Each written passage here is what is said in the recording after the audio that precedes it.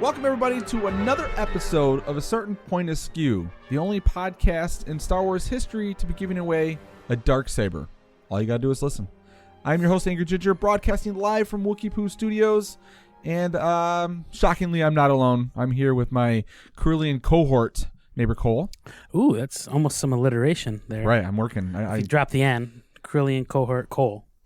Alliteration. There we go. Yeah. All right. I failed once again. I'm sorry. The force is not strong with you. Thank you for having me in the studio, Jason. Coming live from the bowels of Wookiee Studio. That's right. I am not alone, though. We do have a third micer coming in off of the Skype lines, coming in hot like a Cerulean vessel doing the Kessel Run. A uncanny impersonator of all Star Wars characters in the universe. We have Darth Mathias. Right, yeah. De wanna wonga. Hey, guys. Before we get started, I just got to say, go check out our site from acertainpointaskew.com. Check us out on Twitter at FactPapod, and you can email us factpapod@gmail.com. That's FACPA pod. God, it's so easy. Easy. It's like a pod. Yeah. And people are doing it too, and it has nothing to do with a free Darksaber that I hope you all win today. Absolutely not. Speaking of Darksabers, we have the Curator, correct? Coming in off of number 4 on the Skype line. The Pink Sith. The Darth I Pinkius. like how you called it Darth Flamingus. Yeah, that's correct. and apparently, I guess I'm also going to be the new showrunner next season with all these career-ending predictions that everybody threw out over this season, too. Oh, epic failures. I still believe we're at about 40%, though. I think we're still maintaining show code. You guys have. You've picked up quite a bit. I've actually been quite impressed when I'm listening how much you've picked up, and you guys have brought your game up quite a bit, just like this episode that we're going to talk about. Well, thank you, Dave.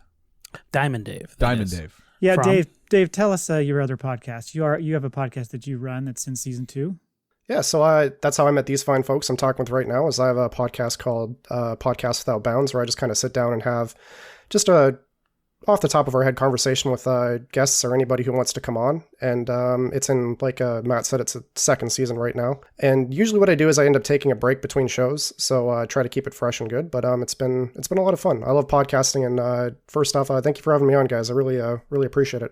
It's good to have you here. And thanks for having me on your show several times. If you want to hear more of me, go check out Podcast Without Bounds. Who doesn't? Yeah, who doesn't? Permanent spot on my show.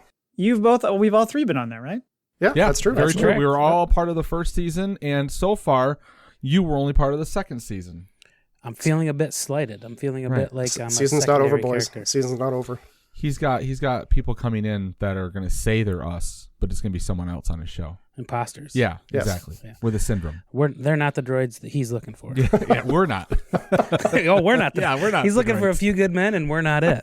That's apparently it. And speaking of, by the way, the website is in progress, but diamondsabers.com. And what's the best place for them to go right now to check out your stuff? Is it your Instagram? What's your home address? Yeah. So diamondsabers.com is being made. Hopefully I'll get that up. We'll have it all ready to go in the early new year. I'm on Twitter at Dave of Diamonds. And you know what? I never actually look at my Instagram. I think, Matt, you've said it off the top of your head a couple times. Is it at Dave Maier, I think? I think it's just at Dave Maier, Maier. So that is correct. Check that out. Yep. Yeah, and if listeners want to text you, what's your phone number? 512. Actually, no, I'll give them charities. 403. Yes. Do it. Okay, listeners, if you want to know what you're in for today, here's a rundown of the show. We did an intro with Dave, who does our sabers. Thank you, Dave. We've got a question of the week. We're moving it to the end because we've got some serious Star Wars stuff to get a handle on here. Some real geek shit coming up. We've got some epic news. We might move that. I still haven't decided yet. Maybe we'll just get through it real quickly. I need to get to this episode. You have no idea. After I could clear the tears from my face and the shaking of my body. Did you cry? Let me ask. Did you cry? There was an emotional well up, but no, there was no crying. But it was like that. There's a few times in my adult life where I have felt like a fucking child again, like that kid who sat down and watched Star Wars for the first time and was just like, oh my god. And then with all of our conversations and everything, and my big prediction for Mace Windu was because I just assumed they were done with what we'll talk about. So I just was like, ugh, when it was happening. When it was happening, it was like, yeah, it was happening. Like, happening in the pants too. Did you cry? Is that what you want? Did you want me to say yes? You want a confirmation so you feel like a man too? No, I mean I was just wondering because I actually got a couple messages from people that listen to our show and they were trying to hit me with it before I watched it. I'm like, don't say a fucking word. Yeah. And then like my one dude's like, dude, I fucking teared up. I teared up while I was watching. I was like, Jesus, what's coming? Like, I can't wait to get to it. I cannot wait to get to it. In fact, we're going to go to it right now. This is what happened. Just kidding. All right. Like anybody who's listening, look, if you're listening to this before you've seen the show, I don't want to call you an idiot. Fucking like pause this thing and go watch the show. So we're going to break down The Rescue, written by Jon Favreau, directed by Peyton Reed. We've got a few emails in our Malls bag. And then we'll get to our Dark Saber giveaway. So if you've been playing along and our spreadsheet is longer than Santa's list, you're on it and you're going to win something. So stick around for that. You know what? Let's do a little bit of news because we've got to give our I guess what would be our condolences, R.I.P. sorrows, thoughts and prayers. Yeah, let's give those our Star Wars thoughts and prayers to actor Jeremy Bulloch, who was the original Boba Fett. It's just said Matt wrote in here, found dead at 75. Well, I guess that's kind of true. Poor guy had Parkinson's and passed away, but there were two things that came to mind. One is I looked him up just to see what his age was and all that stuff, and I did not realize he played Imperial Officer Shekel, who's the guy who tries to use Leia as a human shield when Luke shows up at Bespin. Did you know that? I did not know that. I did not know that. Yeah, so he's actually maskless in that scene as well. Oh, okay. So you know, it's the second Luke shows up and she starts screaming, "It's a trap!" You know, before Akbar does, and he's the one holding her in front of him. Fucking coward. Wow. Where are you talking about this? This wasn't Cloud City, right? Yes, Cloud City. Yeah, Cloud City. You said Bespin. What did you Well, say? that's the place. Bespin is Cloud City. It's the same. It's the name of the planet. Look I at guess him try to shame you. Everybody knew that but me. I know. Apparently. I guess. Sorry. I'm sorry. I'm the ass. I'll go fuck myself. I'm No, sorry. no. Sorry, back to 30%. So as they're marching down the hallway and Luke shows up, he sees her and he grabs Leia and sticks her in front of him so that he's protected so Luke doesn't shoot him. So he played that guy too. I would have done the exact same thing. I felt like he was grabbing her for other reasons, but I'm not Who sure. wouldn't? Young Yeah. Carrie Fisher. No. It was an Yeah. excuse. And the other thing I thought of is, has anybody checked on Anthony Daniels? Because these things come in threes. And we lost don't say Prowse. that. We lost Jeremy Bulloch. Stay safe, Anthony Daniels. I feel like Anthony Daniels is almost untouchable. Oh, he's going to live to 120. Yeah, he is. And he'll be playing C-3PO until like the day before he dies. Yeah, I got absolutely. I got a terrible joke, and I'm gonna. Discretion I is the feel like better you part should- of it. you have I'll to keep tell that it. in myself. I'll Yeah. keep that. We're trying to get children listeners, right? Isn't that yeah, what we're yeah. trying to do? I Sweat think shop. we've lost that. Yeah, okay. That routine. You've also gotten the notes here that Tamira Morrison is. Has he been cast in Kenobi as Commander Cody? Question mark. Right. That's the rumor. So it looks like this guy's got a lot of job security coming up because because of the fact that his voice is, you know, Right. the voice of all these clones, he has the potential to be in all these things because of the fact that they're dipping back into all these Clone Wars characters. Obviously, we'll get to what's coming later in the episode and what he'll have there. But in this, what I read was that there's a chance that he could be playing Commander Cody, who, if you recall, tried to kill Kenobi in Revenge of the Sith. And so some people were speculating, does that mean that he's going to be like sent on a mission to go find Kenobi as part of this series? And if that's the case, I think we know he's going to probably buy the farm. Dude just like hit the jackpot when it came to being cast as. You got did, didn't he? 5,000 characters that you Yeah. can play in the Star Wars universe, as Bo-Katan says. She's heard his voice thousands of times. Yep. Yes. So And like, this might be your last time. oh yeah, he that was a pretty good comeback on his end. Right. Yeah. Here's a question, and this is where my 40% lies with some of the animated stuff. So the Bad Batch, right? Yeah. It's a sequel to the Clone Wars. Are the Bad Batch clones, even though they're like what? Clones 99 or whatever they're called, are they the same batch? So is Tamira Morrison, like, is he all 5 of them and he's just going to have, like, could you imagine him in the booth, like, doing all the voice acting for every one of them? Now, what do I say here? I say, like, he's going to go crazy in the booth talking to himself. I think Dave can speak to this. Well, first off, they're probably going to use what's his name from that does the main voices from the Clone Wars. I'm forgetting his name. It's not Tamara Morrison, but it's the guy who voices the clones. Okay. I know who you're talking about. Yeah, I'm sorry I forgot his name, but yeah, I think they're probably going to use him to do it all because why would you pay that dude? You know, but there is Disney money, I suppose.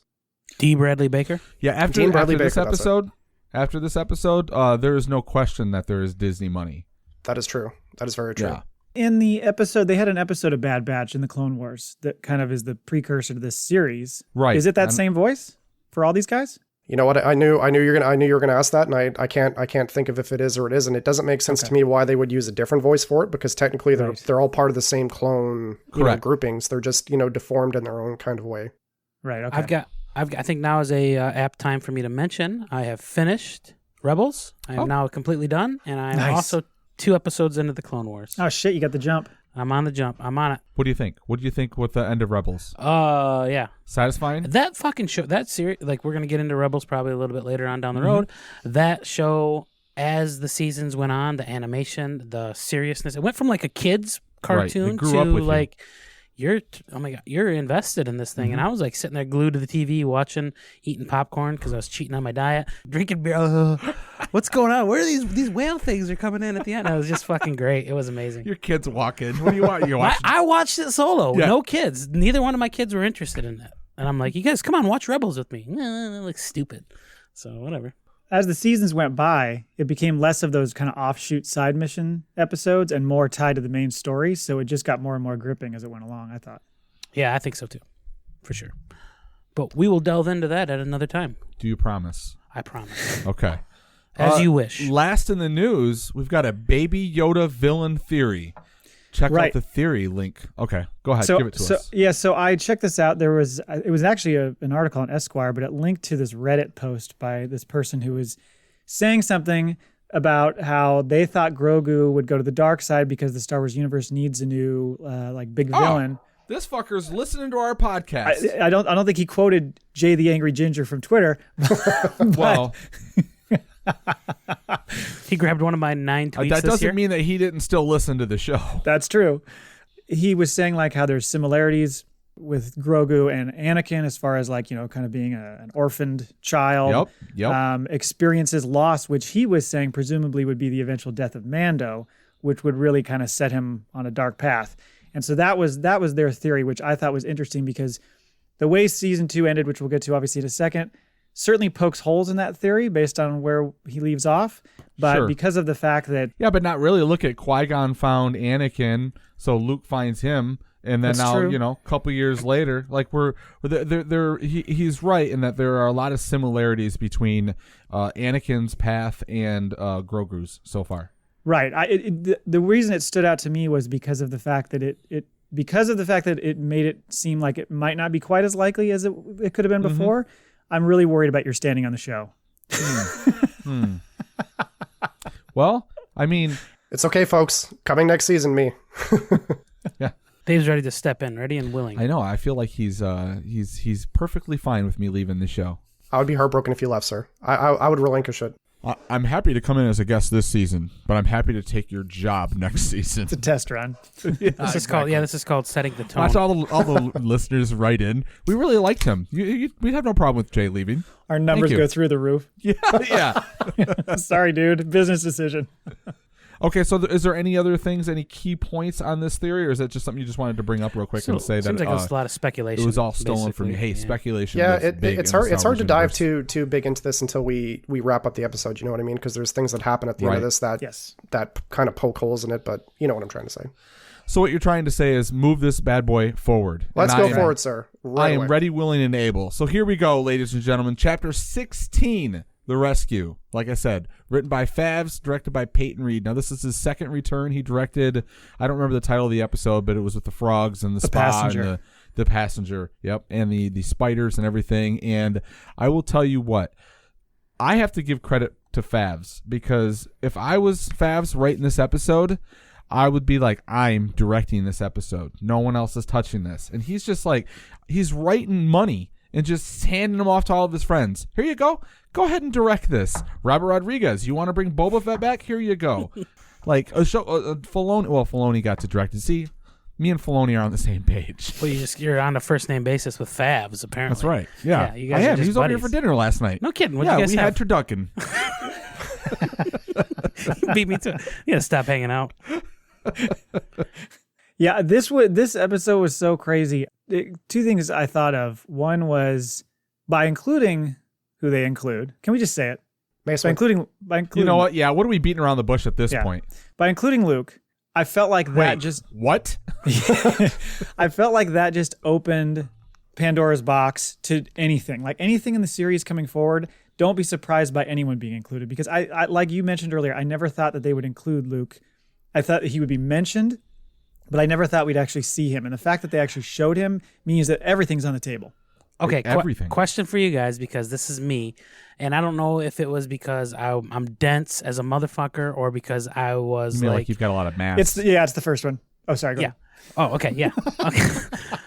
Appreciate your guys' support. If it was because I was multitasking as I was watching the first one, because first time I watch it through, I take notes. Second time I watch it through, uninterrupted. And I was cooking. I do it the other way. Yeah, I do. Okay, I was cooking and like eating as I was going through and pausing it. So I watched this like broken. Yeah. But the X-Wing flies in. Kara comes up with the line, "Oh, one X-Wing, so we should be saved." Yeah. And when did you guys know it was Luke? Do you want to go to that now?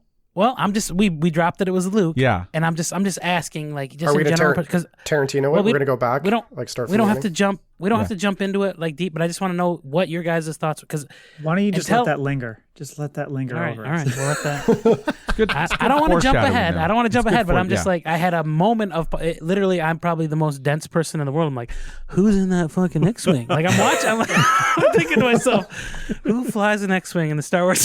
There was a perfectly patterned direction on how they revealed. Well, this. you see everything coming on everything in every movie ever made. And I am one of the. I'm surprised every time. Like you took the cloak off, and you're like, "Who's that dude?" New guy. You guys had me convinced it was gonna be fucking Mace Windu so hard. Like, he's not black. I was like, I don't know. I've never seen Mace Windu fly a fucking X-Wing. I was sitting there talking to myself. Boy, the CGI to make Mace Windu look younger is not working. That is a bad job. Apparently, they're whitewashing the character pretty well too. I thought you said Disney had money. Oh shit. Well, and the other thing I thought about too, just really quickly, and we'll get into it later, but is how would this impact people based on like their age or generation? So I asked my sons, I said, like, what was the biggest cameo this year for you? And my older son said Bo-Katan, actually, which I thought was interesting because he's a big Clone Wars fan. But then my younger son said Luke. And so I just thought, you know, for people like me, my age, and I mean, you guys are sort of in the same ballpark, growing up with, you know, Luke Skywalker was, you know, this fucking legend and this person that you followed so closely over the years. Yeah. So to see him come back, would a 12-year-old or a 20-year-old even, would it have as much weight or was like Ahsoka a bigger deal? You know what I mean? Or was or for people our age, was Boba a bigger deal? You know what? That's a good question of the week for the audience. Like, I'd love to hear from them. Who is the biggest reveal of the year? Bo-Katan, Ahsoka, Boba Fett, or Luke. Or the Krayt Dragon. Or if you want to throw Cobb Vanth in there. Yeah, the Krayt Dragon. Yeah, that's true. Dark Troopers. The resolution of the Krayt Dragon. I was going to say, I think this season they kind of gave everybody from different walks of Star Wars life something for everybody. You know, I don't think they left Very like true. a group out of cameos, because I mean, when we got halfway through the season and we had, you know, the Krayt Dragon, Bo-Katan, and Boba Fett, I was like, wow, what an incredible season. Like, if this is all we get, like, hell yes. Yeah, they knocked it out of the park. Yeah, they just kept knocking out of the park every single episode until we got to the big reveal at the end. So I think everybody can take something away from this season of The Mandalorian. It's just fan service, Dave. It's just fan service. God. Even in the Star Wars world, you can't please anyone. It's shocking, I know. Even just real quickly, I'm even reading that some people are pissed at how the season ended, and I was just like, whatever, go hate yourself over by a tree or whatever, but you're not going to ruin this moment for me. No. Yeah, exactly. Okay, I'm going to go around the room real quick. So if we look on the screen here, so it's Cole, and then Matt, and then what's your name? Dave? And myself. All right. So this is where we're going to go around the room. Thoughts on the episode real quick. Like, overall, like, boom. What were you thinking? Watched it twice. Fucking loved every moment of it. So many, like, get you in the feels moments. Did you have that kid-like nostalgia? I don't think it hit me. Or it didn't hit you until the credits. It didn't hit me as It said Mark Hamill on the screen. You had to rewind it. That was so or fucking no, dense. even better. Who was Mark Hamill? Who did he play? I googled him. Was he Jar Jar? It really, it was great. Thank you guys for shitting all over me. I appreciate that. I loved the entire episode. I put that obviously best episode of the entire season, other than the I can't think of the one that I was hung up on. Not the Ahsoka episode, the one right after that. The Mighty Morphin Power Rangers one was another good one for me. The Boba Fett one, the Boba Fett reveal, and then it's just blown me away this entire season. Yeah. I can't be more in love with the Star Wars. Like, I feel like I'm falling in love with the entire series again as like a kid. Yeah. So it great. 10 out of 10 for me. Okay. Matt. Really emotional. Cole talked about, or you and Cole were talking about crying and all that stuff Yeah. when you watched the episode. I like welled up 3 different times watching that last 10 minutes. And to the point where when I was watching with my kids and my lady friend, I literally left the room so I was not in eyesight or vision of my, because I was like, I don't know what it is about that moment. It's a combination of the Luke build but then that scene between Mando and Grogu is just destroys you. Yeah, if you don't get any feeling like that during that scene, yeah. You know, Grogu was like, let me see your brown eyes. I'd like to see you once without the mask. Yeah, Look I was upon actually you about with to my say, own is that eyes. like a parallel to Vader? Take off the looks mask like and it. see with my own eyes? Yeah. It looked like it. Yep. Yeah, but I was the first time I watched it, which is normal, and I've shared on the show. I'll watch it right when it comes out, and of course the site was not working, and everybody's freaking out. What the fuck? Disney Plus was down? It wasn't loading anything for like 5 or 10 minutes, and people were freaking out, of course. But then I'm watching it, and my lady friend's in the other room, so I'm around the corner like watching it in the dark on my laptop, and she just kind of starts hearing like me gasping and going, "Oh my god!" And she's like, "What is going on in there?" And I was like, "Nothing." It's just porn. Pornhub. Well, actually, they just took that down. You porn? Wow, he's really giving it to her. No, it was more like, it was more of just, we'll get to that scene in the end, but it just kept building. I kept going, they're doing this, they're going to do this. And then when it hit, it just blew me away. Dave? I mean, where do you start with this episode? I mean, the first time I actually tried to stay up. Because Not at the beginning, obviously. Yeah, not at the beginning for sure. I tried to stay up because it comes out at 2 or 3 o'clock Central Time, I think. And I fell asleep just when it came out. So, of course, I woke up, watched through the episode, and was just like blown away in my chair. Like, just covered in tears, just everything that I'd wanted from all my expectations with even going to the sequels, like, comes to life. Like I said, they gave everybody something in this, and just seeing, like, how the journey came to this and how they even bring back one of the most beloved characters in Star Wars was just, like, so fantastic. And it was just beautiful, and I was completely blown away. The only thing I will say is, when I go back and I've watched this 3 times now, there's certain things that I'm picking out on it that aren't necessarily bad things. It's just like things that kind of take it out for me, which I'll kind of bring up. But you can't, I don't know how they're going to top this. Like even going into season 3, like how do you top Luke showing up, taking Grogu, and what's going to happen now between the gang? Where's the quest? Yes. Carrie Fisher comes back in the next season. I don't know we'll get to speculation later, but I don't know what they're going to do next, because I did not expect them to get this far in the story by the end of this season. I expected there to be this cliffhanger and we would go through all the stuff in season 3. Right, But to actually give us all this stuff in the second half of this season is just overwhelming. And just in the second season of a show that's probably going to be how many seasons, right? Right. Like you're 2 seasons It's like, in, did and you blow your load in season 2? you got Luke Skywalker. I'm like, holy shit. Now here's to tie on that. Watching it, my first watch through, quickly within the first 10 minutes or so, I noticed the vast difference between the first 4 episodes and the last, was it 4, right? Was there 8 episodes total? Yeah. Yes. Yeah. And just like the character work and the longer episodes, and there were complaints about like how much time. Who was complaining about in the first episode about all the traveling on the planet on Tatooine, right? Like a lot of speeder traveling and all this, and then in the last 4 episodes, it's like it just opens up and this is what we're doing. Yeah. They jump right into it. The cold open wasn't like this kind of slow build. It was just we're boom. chasing an Imperial cruiser. Dr. Pershing's on it. No need to know how we got the information. Here we are. We're going for it. And the episodes have opened up like that. So it's a bit jarring because the first 4 episodes I would say we were kind of complaining because it's like, okay, but I really like the fact that they were taking their time with things. So I don't want to complain, but at the same time, it's like, man, they are just like pushing this story. It's like, okay, now it's just it's almost, but it's done. So when I use this comparison, which you've seen, the last season of Game of Thrones, right? It was just like, let's push this whole story out. Let's do all this. These are all the things happening. They're doing this with the last 4 episodes, but I don't think they failed at it. It's just it's a different type of storytelling, I would say. Like it's just a quicker movement. It's like there's all these things going on. We've kind of met all these characters. So like the fact that like they show up at the bar to go get Bo-Katan. Like they just walk into a restaurant. 2 Mandalorians walk into a bar. You know? It's like, how do they know they're there? Right. Well, it's done in a quicker pace. over Right. these last 4 episodes, but it doesn't feel like my biggest gripe with The Rise of Skywalker, that it's rushed. You know what I mean? Yeah, I agree. Yeah, I agree completely. Yeah. I don't think you need to get hung up on the minutia like that. Don't get hung up on the little details. Who cares? They maybe Mando's got an app on his phone that he tracks Bo-Katan. Other Mandalorian app in Beskar- his helmet. He's got a Beskar finder, Yeah. right? So he can like hone in on nearby Mandalorians, or like there's a Mandalorian support group. Maybe I like that. I like that. It's like Tinder. He just swipes until he finds Bo-Katan. There she is. She's on planet whatever, so he's like, I'm going there. She's like, I've seen you with your helmet off, Yeah. bud. Swipe left. No, I'm thanks. shocked to find you in this bar, Bo-Katan. Well, the other thing they did too by Grogu going off with Luke is they've cleaned the slate. So going into episode 3, they can have a completely different story going forward, because you've had this whole being chained to what happens with Grogu being, force sensitive and a child, because obviously Right. you can't just push him out the space lock and say, go be a Jedi. So now that he's with Luke, they can take it in a completely different direction and keep it like fresh, so they can almost start over and make the Mandalorian new again with different themes and whatever they want to do.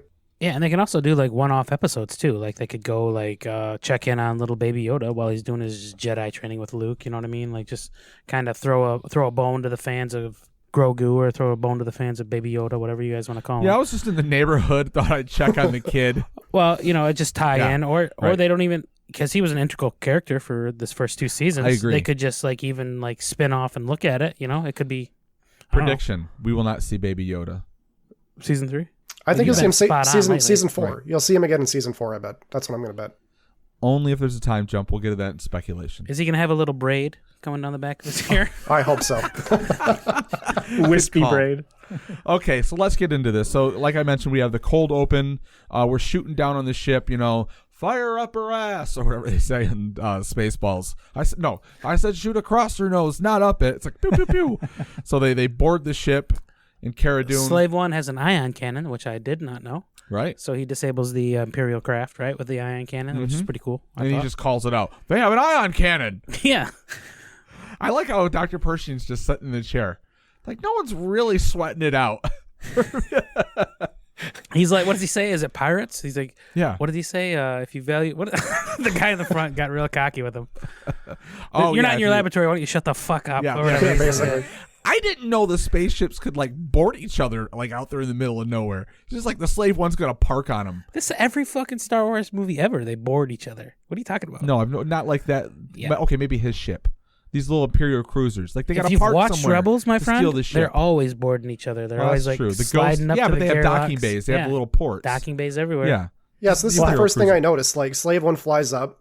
All of a that sudden, was you so hear cool. you hear a noise, and then Mando takes the Slave 1 fire pole directly down to the the cockpit deck, like in 2 seconds. It was like they hear the docking noise, Mando walks through. It's like, oh wow, that was kind of fast there, Riyadh. They were ready to go. But then I like the exchange between. That was a great exchange. Because so you got the one guy who's kind of squirrely, and he's like, "I'm not with him," so that the main bad guy drops him. Just shoots them. But then I like how she's like, "Put down the weapon." He's like, "Stay back, dropper." I love how that's the insult. Right. But yeah, the nickname Bill Burr gave her just stuck. Like, like apparently word I flat, see like the tattoo. travels fly. Yeah, Yeah, So I didn't know about that. My first thought was like, No? as soon as I saw the tattoo, I was like, oh, so she didn't kill some sort of like lady in a Oh, lady you thought prison. that was like That was my first thought. Like she shivved some big fucking I don't she know. wouldn't serve her taco, so she shivved her. So she's like, you go into the room, you find the biggest, baddest bitch Yeah. in the room, and you fucking take her down. Now you're the boss of that prison.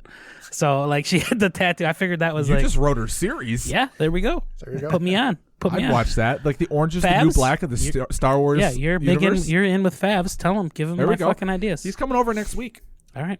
Yep. Turducken again, or No, we're gonna try something else. Switch it up. We're getting shawarma.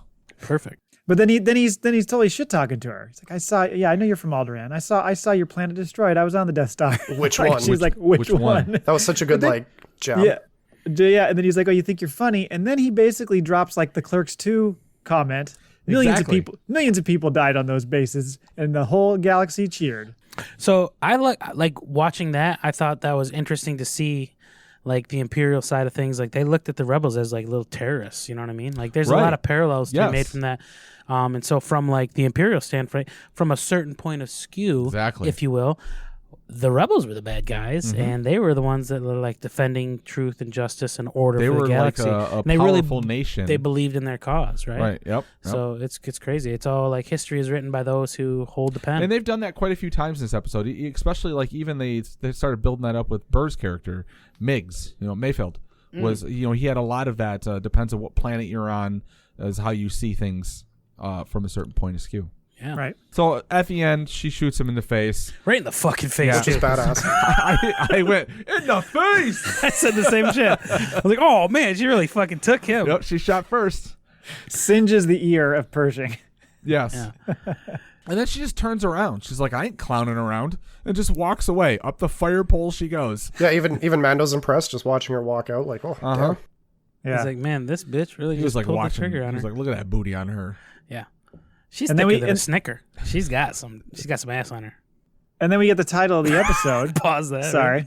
We get the title of the episode, which you're like, okay. I mean, you assume this was going to be what they're going to go after, but at that point I thought, oh, so are they actually going to get him back?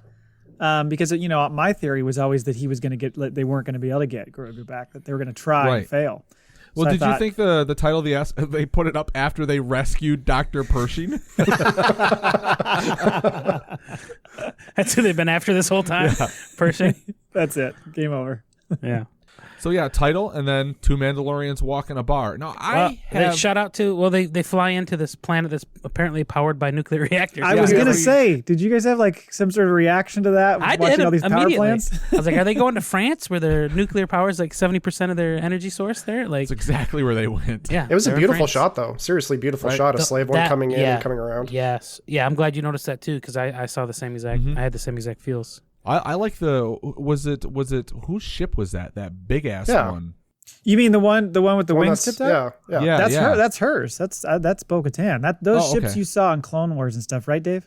I think so, yeah. Okay, I've not watched Clone Wars past Oh the yeah, first it's season, like so. looks like it's like three triangles almost Yes. put Yeah, together, yeah, right? right. It looks like one of the old Okay. the Imperial fighters that Anakin yes, had. it does, but yeah, like twice as big. Yeah, I think that's meant to be her ship. The Okay, beginning of Revenge of the Sith, they're flying around in those almost okay. same exact kind of model, right? Yep. So yeah, now they land and they walk into the bar, and it's just seedy. Everyone's just like, "What are you doing?" And the first thing I'm like, does anybody have electricity in these things? Like the windows are used for light, but that's it. Everyone's just sitting there at the table looking at them, and the camera pans over at the two of them sitting there eating. And I love the scene, but I disagree wholeheartly with the wrestler taking down Boba Fett, Well, now, why are you calling her the wrestler? because she's a wrestler. She's the what's her character? What's her name? I do Sasha- not watch wrestling. Sasha Banks is yes, and she was a wrestler, although I believe she retired from that. But the actress in real life. Oh, okay.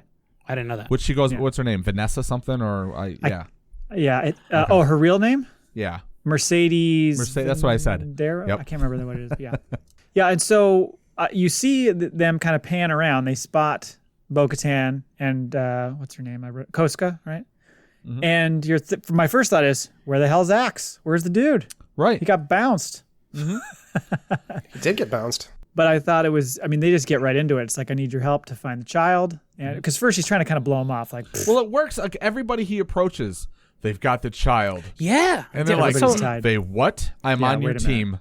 It's like, so that's my question so why the fuck does Bo-Katan care? Like, he's like, they it's a got the kid. child, and she's like, Who doesn't want to go adorable. help a kid? well, yeah, he's adorable, Yeah. but like that doesn't like really. That's all it needs in this universe. She's like, I'm on the fucking I'm getting ready to take back Mandalore here. I'm doing my thing. I don't really care about this little baby Yoda.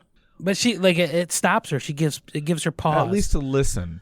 And then she's like, you'll never find him. And then he's like, well, we got the coordinates. So What? did you guys think of the banter back and forth? So like she's like, I didn't know. Sasha Banks is like, I didn't know sidekicks could talk. And yeah. Boba Fett. Sidekicks. I was like, Yeah. oh, that was fucking That cold. was. I was like, because I didn't even think of him as a sidekick. I was like, how do you? My first thought was like, well, why am I the sidekick? That's the first thing I'd say. How do you know we're not equals? Right. I'm the OG. What are you talking about? Yeah, I've been I'm doing Batman. this. I've been doing this fucking bounty hunter thing way longer than this dickhead. And just because his Beskar is shiny doesn't mean it's not Beskar, right? Like my shit's. You see this rocket on my back? I have to replenish this thing every time I use it. I've got millions of these things on layaway, Amazon dropship. On layaway. By the way, so many expressions in this episode. He says, I was going to "Isn't point that that out. Yeah, isn't that the Quokta calling the stifling slimy or something like that? I looked that up. That's nothing. Thank That's you just for made writing up. these down, seriously, because there is a slew of kind of swear profanity in the Star Wars universe. There is. In this episode. Yeah. I did the same thing. I started quoting whenever I saw a real skank in the scud pie later on in the episode, and you're going to be talking through the window of a Bacta tank. That was a nice Right. one. That's one that any Star Wars geek knows, right? The Bacta tank. Yeah. Good threat, That was- though. Good threat. But they get in this scrap, the two of them. Which is funny because two things happen. One, Mando and Bo-Katan are just sitting there watching like doo-doo-doo. If you look in the background, everybody's gone. Yeah, they just pieced out. Everybody had cleared out. I didn't notice that the first time, and then I looked behind them. Everybody just completely cleared out. You're they didn't right. when they started talking, but the second like they both stood up and walked near each other, they must have snuck out of there. Even the bartender's gone. Well, when the Mandalorians walk in and everyone like that doesn't surprise me. That look. Yeah, get the fuck out of here. Trouble. Well, tables just started getting So, demolished. what are straight your away. guys' thoughts on this? Like, Hold I mean, on. obviously, Hold What? on. Are we going to talk about the flamethrowers? Yeah, I I put that in there. Flame I versus- just had to so note that for Cole. At first, I thought that was like a flame versus an ice. Like one of them freezes and one of them shoots Oh. like fire, but it's flame on flame, and they're just sitting there like, let's really get this kindling going. Like they're So it's like, what is going on here? So this is one of the first moments that took me out of it, and I burst out laughing because whenever you watch stuff, sometimes random stuff pops in your head. So I pictured Thanos, going, "I used the fire to defeat the fire," because they're both blowing it at each other, nothing's happening. Maybe it's kind of a thing of like forcing equal strength, and then the fight kind right? of I cuts think off it there. is. Yeah. I feel like they got like similar BTUs on the fire, and like neither one of them like really. One of them came over the top, so it was just like. And then Bo-Katan's like, "All right, enough, you two." I know. let's- Mom just shuts it down. Just turned off. She Enough turned off plane. the gas to the propane tank. Right. But do you buy the fight between the two of them? Like, do you think that she was strong enough to pull Boba Fett, who is the most feared bounty hunter in the galaxy? She whoops his ass, and I was like, no. I guess that's the only part that I can totally believe that she's an experienced warrior and she could go toe to toe with usually anybody in their best. But I mean, we just watched Boba Fett go Rambo on basically stormtroopers on the planet. He beat people to death with a gaffy stick. Mm-hmm. So the fact that he goes to shoot it at her and she doesn't, I even watched it again today, her arm doesn't move. She's holding it like perfectly steady, and he's given her with everything he's got. And I just kind of felt like there should have been maybe a moment where if that happened, what she could have done is maybe just cut the line or something. I think that would have been more effective than just even like when he was pulling, like she ends up doing what she could have done even if he pulled her. She runs at him, grabs him, runs up the wall with the jetpack, and uses like I buy that. Like you're right, she's a warrior. She's gonna put a whoop ass. But I don't know if you guys got it, but I felt like when she was like giving him the arm. And he was like, there was some sort of there like was a sound effect hydraulic. that almost like She had some sort of hydraulic like. Is that what it was? Armor enhancement where she could like it wouldn't move her laterally. You know what I mean? You're right. Yeah.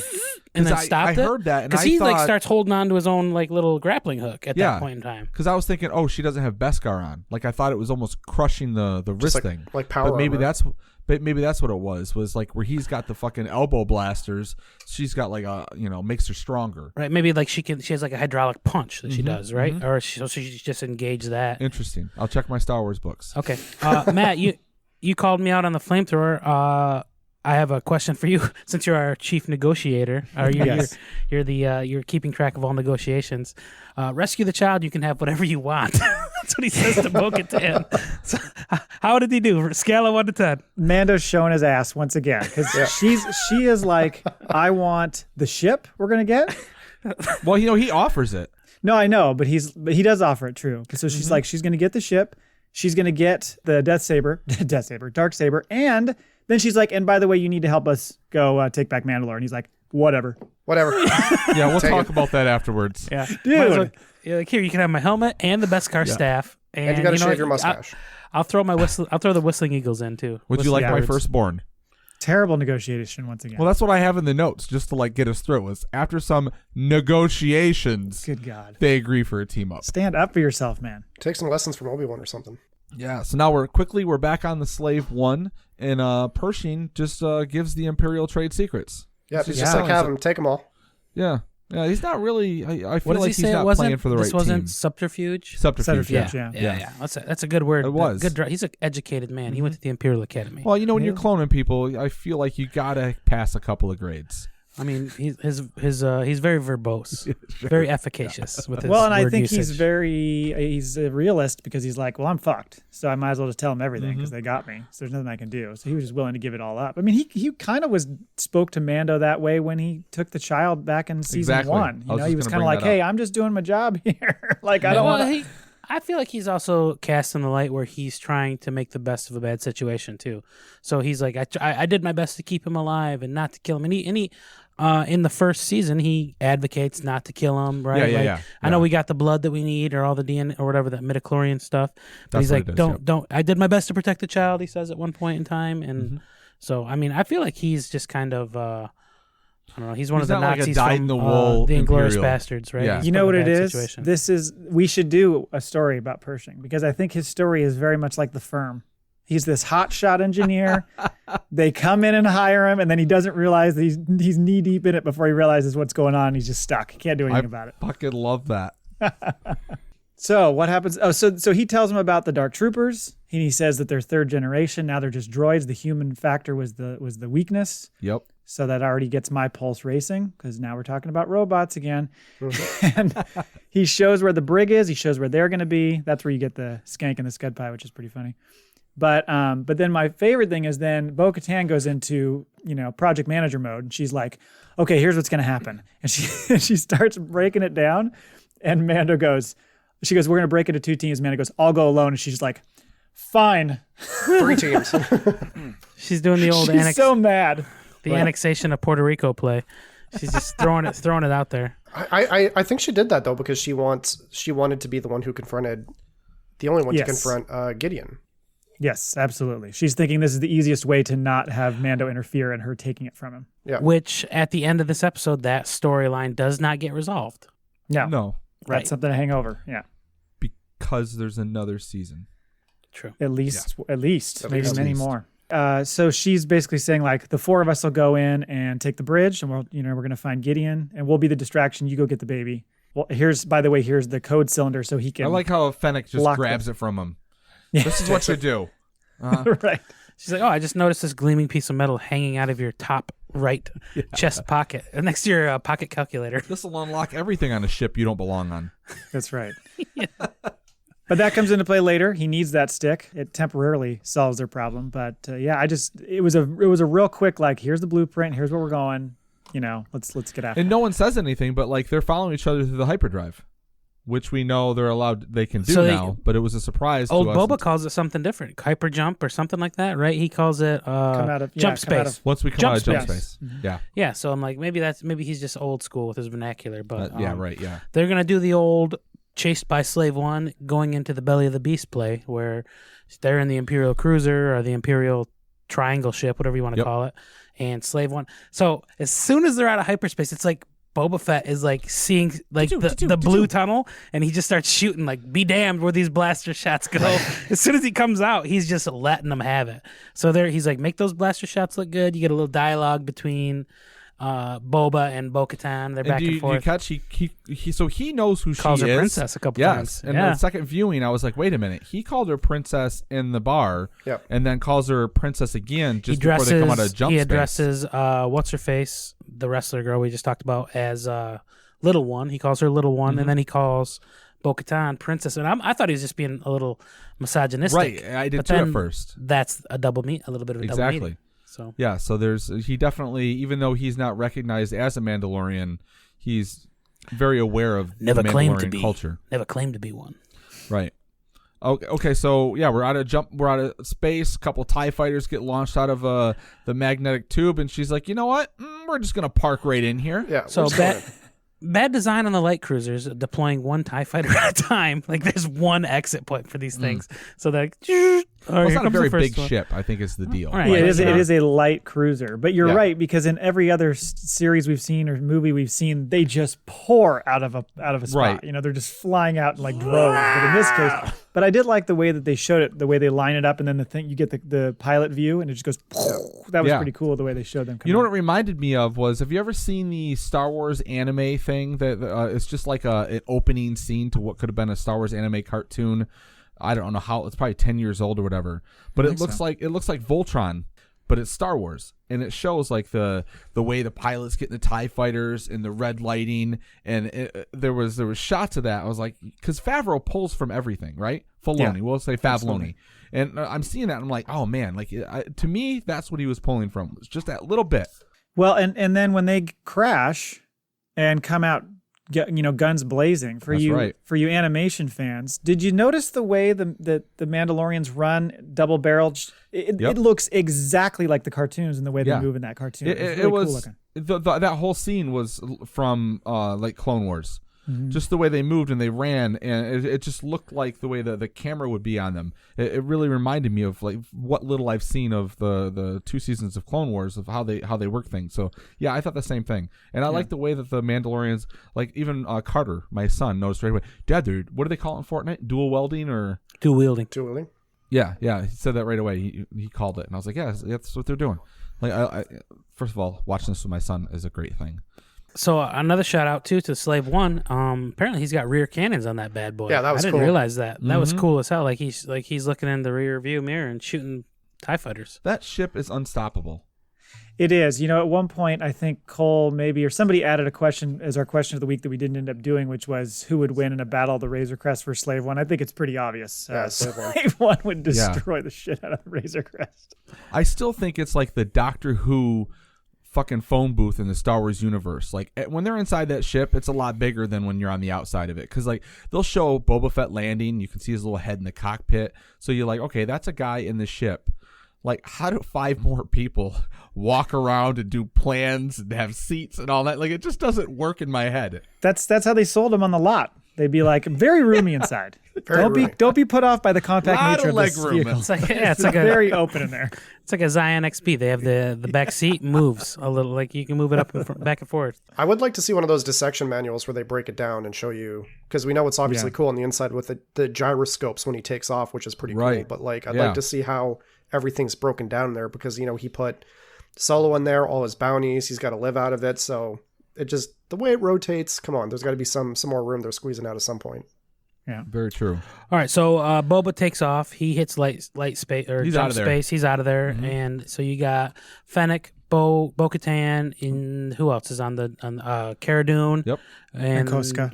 One more, Koska, right? So they're the assault team. Yep. They go through. They're just waylaying stormtroopers. You get to see some real like cool shots by Fennec. She's shooting people between like little boxes. Yeah, There's she's like a little doing hole ninja in the kicks. She's got never misses a damn shot. And they're doing she's this real rolling. these guys are brand new to each other. They've never fought with each other a whole lot. Like but they're all like covering each other's back. But they get to the bridge in like no time flat. They're just smoking people left and right. They take it, and then she's like, "Well, where the hell's Gideon?" And meanwhile, Mando is just like strolling through the alleys, like, I'm not under real time pressure here. Let me just make my way leisurely to the chain. So his job is to. That was Obi-Wan walking through the Death Star when he's looking to turn down the tractor beam. And because of those hallways, like Ty asked about, he's got these little nooks and crannies he can duck into. Yep. So he's got his main job is to stall the Dark Troopers and to freeze him, and he comes upon his realization too late. Like he comes down the hallway, and then all of a sudden, like the Dark Troopers are coming out of their door. He's like, no. He starts running up, shoves the stick in the portal, and then he's got a Dark Trooper battle. One of them comes out. And one of my favorite shots in the whole episode is when the dude grabs the door and it slowly pulls it open, and you can just see those glowing red eyes in the mask, and it almost looks like an evil smile because of how the mask is designed. That was such a cool shot. Yeah, it was like a cross. I was gonna say it's a cross between like Megatron and Battlestar Galactica. Yeah, this like a Cylon. It also looks like the Terminator a bit with the red eyes and kind of the way it plods along, slowly. So it was really cool. I mean, there's so many of those stinking things too. By the way, when they all walk out, it's like, holy shit, they got a lot of these things. God, you mentioned Terminator now, and I was going out of my fucking head, like I was going out of my mind. Later on in the episode, when Luke is going down doing the montage, not even a montage, but he's fighting the Dark Trooper, I fucking channeled Terminator music at one point in time. Yes, the music is different. It's new music that we have not heard before, as far as I know. When the 4-pack are making their way, I love how her gun jams, and she's like freaking out about it. For a second, I thought she was going to take a bullet. Like when her gun jammed, and she's like, "Oh no, it's jammed," and and Fennec's trying to protect her. I thought for a second Kara might take a shot, whether that was fatal or not. I wasn't sure what was going on. And then I love how she gets in the elevator and she's just banging that thing around. And then she goes, what did she say? Son of a mud scuffer. Yeah, son of a mud scuffer. And Dank Farrick. And Dank Farrick. Yeah, Dank Farrick comes she drops it. She drops a Dank Farrick. So then the fight between Mando and that one Dark Trooper, he's just getting pulverized in the head over and over and Hold over. on. What yeah. saves him in the end, Matt? Come on, call it out. What saves him? But hold on. He does the flamethrower and the thing catches fire for a second and it turns and looks at him like, the flamethrower? Really? Are you fucking kidding me? Yeah. Tosses it. But those things can repel all blaster fire. So you're thinking, how the hell is he going to beat this dude? So the flamethrower. I knew it right away. Oh, you did? Well, yeah, he had the Beskar staff on him. Okay. Do you think the dude's helmet, Mando's helmet, has some sort of impenetrable like glass that can't be broken? Because he's like taken tons of headshots. And I was expecting, honestly, this is where I thought maybe the helmet would come off and he'd have to repair it, and we'd get like Pedro's face. Is the glass would break in the T section, like, or a crack, or maybe like half of it falls out or something. But no, like, that sturdy as a rock. Kind of cool. It's plexiglass. You need to email Fabs and let them know, because that would have been a cool where your mask is half burned off, Spider-Man type of thing, right? Yeah. Right, where you could see his half of his face, like half of all of the bloodshot eye coming or it out, happens to Anakin or to Darth Vader in Rebels, yeah, when half of his mask gets Oh blasted yeah. Such a cool scene. Love that scene. Was that the Ahsoka fight, right? Yeah. In the Ahsoka fight, yeah. Look at me, all knowledgeable about Rebels. See, Fuck now we you, can talk about Mike these things. And I don't have to Laybourne. apologize. Yeah, instead of like scroll up in our chat when we're talking about it. Eat my ass, Mike Laybourne. I've watched the whole series. How do you like that? I hope you win the Darksaber. Okay, so he spears him in the neck. Spears him in the neck. Fucking takes him out. Goes stumbling down the hallway again. Comes across two stormtroopers. 1 second. Another Terminator reference there. Michael Biehn against the Terminator with the fucking staff at the end of Terminator 1. He's cracking him, right, with the staff, and almost like... You're correct. Almost takes the head off. Yeah. Same shot. I think there's something to be camped on here. With the Terminator? Yeah, with the Terminator. There's some Well, parallels. I mean, we talked about this in the first couple episodes. They keep taking like 80s references for their shots, right? Is that The what you're gonna passenger say? was like aliens. Yes. Yeah, so they're just ripping off James Cameron left and right. Sarah, run! Yeah, a lot of Jaws, and what were the couple of the references in the first episode with the Crate Dragon? So yeah, that doesn't surprise me that they tied that back, and that's a good hit though. I haven't seen anyone on Reddit pull that one up yet. Well, they're not. There we uber go. They're not I've never uber been nerds on like Reddit. us. Start a Reddit thread. Yeah. But then he also, don't forget, he pulls the lever and just shoots all those Dark Troopers out the door. Which apparently That's like the go-to fucking rebel. keeps them out in space for a good 40 minutes. Yeah. While they Takes take them a while to bridge. figure it out. Yeah. They must have lost Wi-Fi while they were out there. Weren't online yet. Yeah. So they just have to wait for that to power up to be like, Just where's chilling home? out there. Okay, well, hang on. Let me calculate. We're pushed out into space. Should I And return to the were ship? the engines to the ship shut off? Because I feel like the ship would go a little faster with those little robot booster legs. Another good point. Yeah. Hole in the plot. See, here we are. But he creeps around the fucking hallway. Oh, it's two stormtroopers. Immediately kills one, and the other one, you hear him snap his neck. Yeah. And I'm like, Disney, you've dropped your balls. Good for you. Yes. Well, the other thing I looked intentionally is when he stabs the stormtrooper. I paused it, and after it, I froze it just to see, but no blood on the Beskar. I looked at it the second time too. I was wondering the same, but yeah, they even like the shot to the face is just red and the body drops like the red laser. So yeah, they allow it to happen, but there's no violence. Yeah, they're keeping it as far as they can go without. Right. While it was paused, Dave, did you masturbate or no? Let's move on. Quick question. Okay, fair enough. It was a very quick question though, if you know what I'm saying. Anyway. So he walks. So basically, he takes out a couple rogue stormtroopers, walks into the prison cell. Where, Plot twist. Baby Yoda is being held at Saber Point. Never has a prisoner looked so adorable. Yeah, with those little shackles. Don't you love how Baby Yoda looks up at him and like puts his arms up like, can you believe they have bindings for my arms? Like, how'd they find these things? My little baby arms. Yeah, some fucking nasty infants on that. And this planet. is where he goes like full, like, you know, in The Incredibles when he's like, I was. Oh, the word escapes me. It's a Bond villain situation here. Yeah. He's like monologuing. He's Yes. like oh, you know I'm too intelligent. Right now they are on the bridge looking for me. You should know that I know you've already used all your wrist rockets. And by the way, I know your social security number. I've stolen your identity on 7 planets. You're going to want to have that mole on your back checked out. But I didn't know that you were going to board the ship through that Imperial freighter, whatever it's called. Well, that was one thing I noticed too, Dave. When Gideon sees them all flying in and that thing crash landing, from the guy who later says in this scene, assume I know everything, he was kind of like, I don't know what's going on here. You know he's coming after you. You got the message. You got his email. I saw it I saw it the other way. I saw it where he was like, what's going on here? And as soon as it like crashed in, he was like, all right, I think I got this fucking figured out. Yeah, that's true. That's true. Because obviously he went right to chill with Grogu. And he just waves that fucking thing around like it's like, yeah, don't you love this thing here? It's always a history lesson. Yeah. So he basically does the old double cross. He goes, oh yeah, you can have the child. We're not gonna have any issues here. Go ahead, take him. I've gotten what I need from him. And then as soon as Mando, show of hands, who believed him?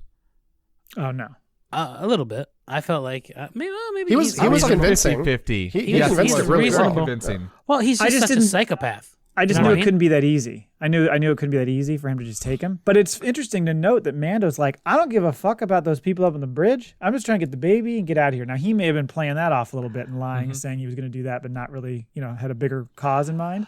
But he certainly comes across like, I'll take the baby and jet out of here and you do whatever you want.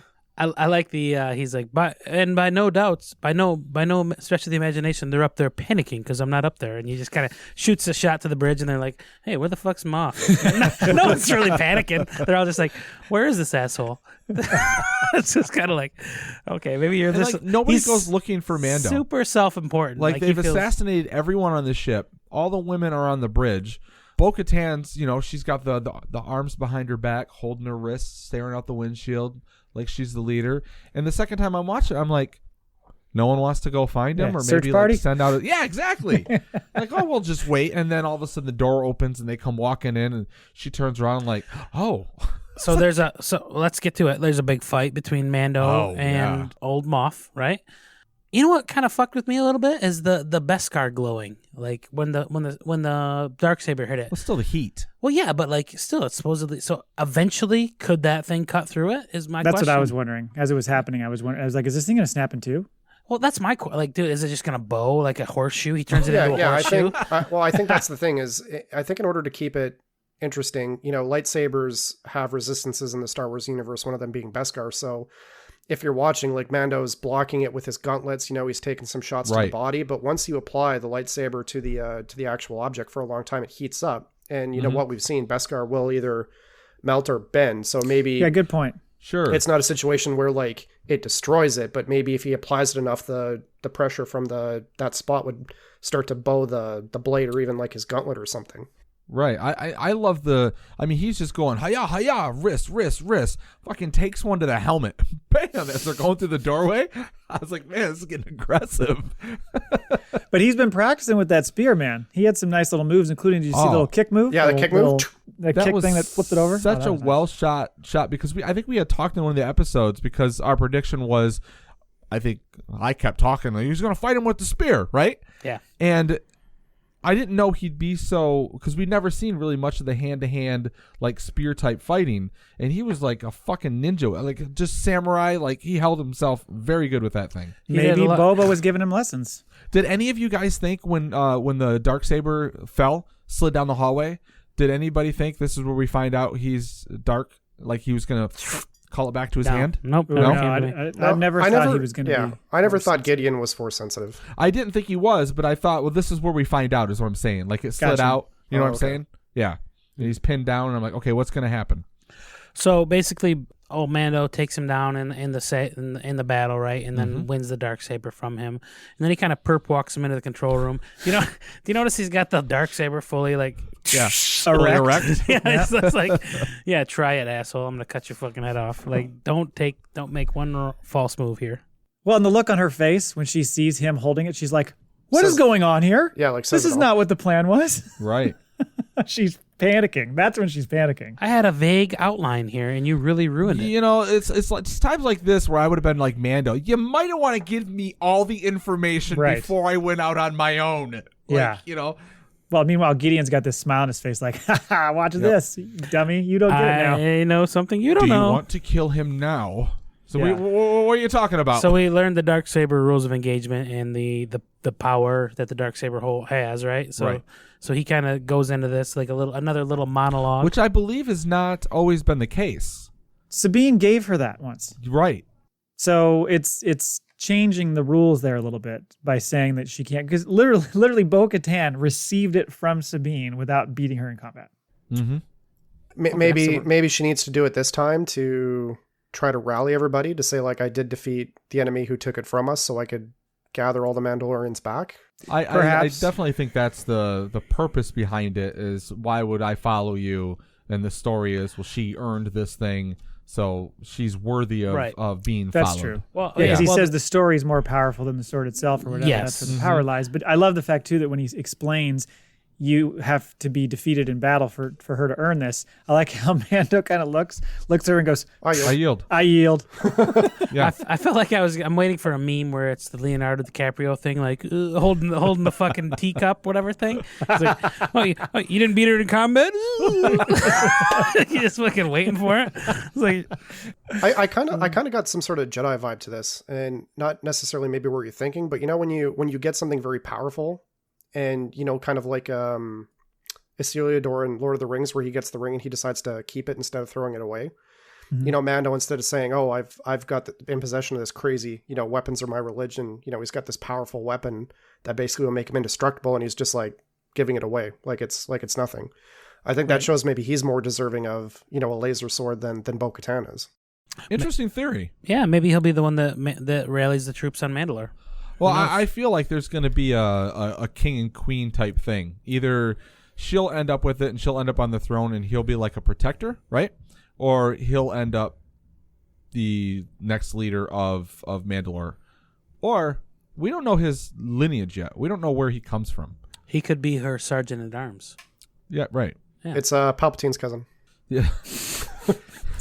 Stop it. Full circle. Stop it. All right, so they're manning, they're holding on the control room. Meanwhile, the Dark Troopers are out there just fucking rebooting in space, just waiting for things to happen. And then all of a sudden, we got inbound craft coming in, blah, blah, blah, blah. Yep. How many life forms do we got? 0. So it's the Dark Troopers. And we got Leonardo DiCaprio over there going, we got more Dark Troopers coming in. It's just like, he's just waiting for his moment to pop up. He's just such a prick. You know what I mean? Just trying to prick. Moff? Yeah, he's just laughing all the way. Like, he's like, I may look like I'm screwed here, but really I know what's about to happen and you don't. So that's why it played to me a lot like that Bond villain type situation. Yeah, he thinks he's the smartest guy in the room, so he thinks he's got the upper hand, even though he clearly doesn't. There was almost an element of Thrawn in the way that he was presenting his information. Yeah. Very tough. He has a lot of Thrawn type characteristics. He's a very analytical cunt, is what I'd like to say. Yes, he is. Yeah. He's very over the top with that. Right. Like how Kara here are your options, and there will be no discussions. How Kara gives him a fucking butt to the head and drops him when he's going to shoot himself in the head instead of like just killing him. Obviously, it's because we still need a villain. I didn't think he would ever be the character that would try to kill himself in desperation. Like, I never thought... That seems to be the Imperial thing, right? Yeah, I mean, of course. But, like, I just didn't see it from him. He's just so confident and self-assured that, like, he would never allow himself to get into a situation that was... That's like the German thing again, right? If you're captured, you kill yourself before being taken for information. Well, I mean, I don't think that's necessarily German in lineage, but okay. Well, the idea of them taking, like, a lot of Star Wars comes from, like, the Nazi themes and stuff. Even with the one episode where they take the ship. And the one bites down. Well, that's not Nazi though, is it? Where'd the cyanide capsules first come from? I think you're talking about Mission Impossible, maybe. No, those were like a spy thing from the 50s, 60s. Yeah, that you saw that for sure in spy stuff when it was, you know, like the Cold War era stuff and things like that. Don't you love how, and this comes into play, of course, later, but their use of the security cameras. The way that they like are watching these things come in, land, and start slowly walking toward the bridge, and they're just shitting their pants, going, "Well, we're in trouble." I just love how they use those. I loved. I wonder if it was on purpose that the screens were tinted green. Were they? Yeah, it was almost like a green color. I think you're It wasn't colorblind because color. they're like kind of blue. I thought they were like the bluish. Matrix. Yeah, but I almost thought that was like foreshadowing for what was to come on those screens. Well, it also made me think, you had the security cameras. You probably could have checked on where Mando was when you were sitting there tapping your foot. Yeah. Go sprinting down the hall with your jetpack. And But Moff hiding on the stairs, hides the gun, grabs the gun, and goes like, "Oh, ha ha ha!" and goes shooting at Grogu, Baby Yoda. Come on, say what he does. He does the what? He does the flying. He's Leonardo DiCaprio, and again, Oh, he was okay. sitting down there. Oh, I got a little gun down here. Well, don't you like how I think it's Koska says, like, they're here and they all start gearing up and getting their blasters out, and Mando gets his blaster out, and I'm thinking, well, he's clearly concussed because he just fought one of these motherfuckers and knows blaster fire doesn't do anything. Right. And he's not going to tell them that the Beskar is their only hope? Well, that's the CTE talking, I think. That's He what I was- think. Yeah, he didn't know. He was out of his mind. I think he was rattled from going What? through I'm a not wall. on Tatooine? Cobb? Yaby Boda, where you at? He's fucking lost his mind. But then they build that tension with those dark troopers coming in and doing the slow, march to the door. And then they close the blast door, of course. But the freaking, like, Rock'em Sock'em robots or That's whatever. exactly what I thought. I put Wreck-It Ralph. They were Wreck-It Ralphing right through the door. Yep. Just fucking. And they were all lined up. They all moved in unison. I love the way they moved them. But the only thing was, like, you'd think at this time of, like, the droids move a little bit better. Was it just because, like, these are the first version Third of generation. the third generation of the Dark Troopers without humans? So maybe, like, the next droids will move a little bit more fluidly. So I don't know about you guys, but I caught Universal Soldier vibe right there. They were all like lined up, staggered, moving in a column. Like I was like, this reminds me of Universal Soldiers. Okay. I just want to eat. Sorry. But they're on the other side listening to this wailing away on the door. It kind of, to use a Lord of the Rings thing again, Dave, like you mentioned earlier, but it reminded me of in the first Lord of the Rings movie where they're sitting there and they wake up the goblins or whatever in that going under the mountain. yeah. And they're just all sitting there waiting they're seeing the door shake and they're all just sitting there ready to go. It's that moment of like, well, this is our last stand. This is it. Like, and they kind of knew that they were screwed.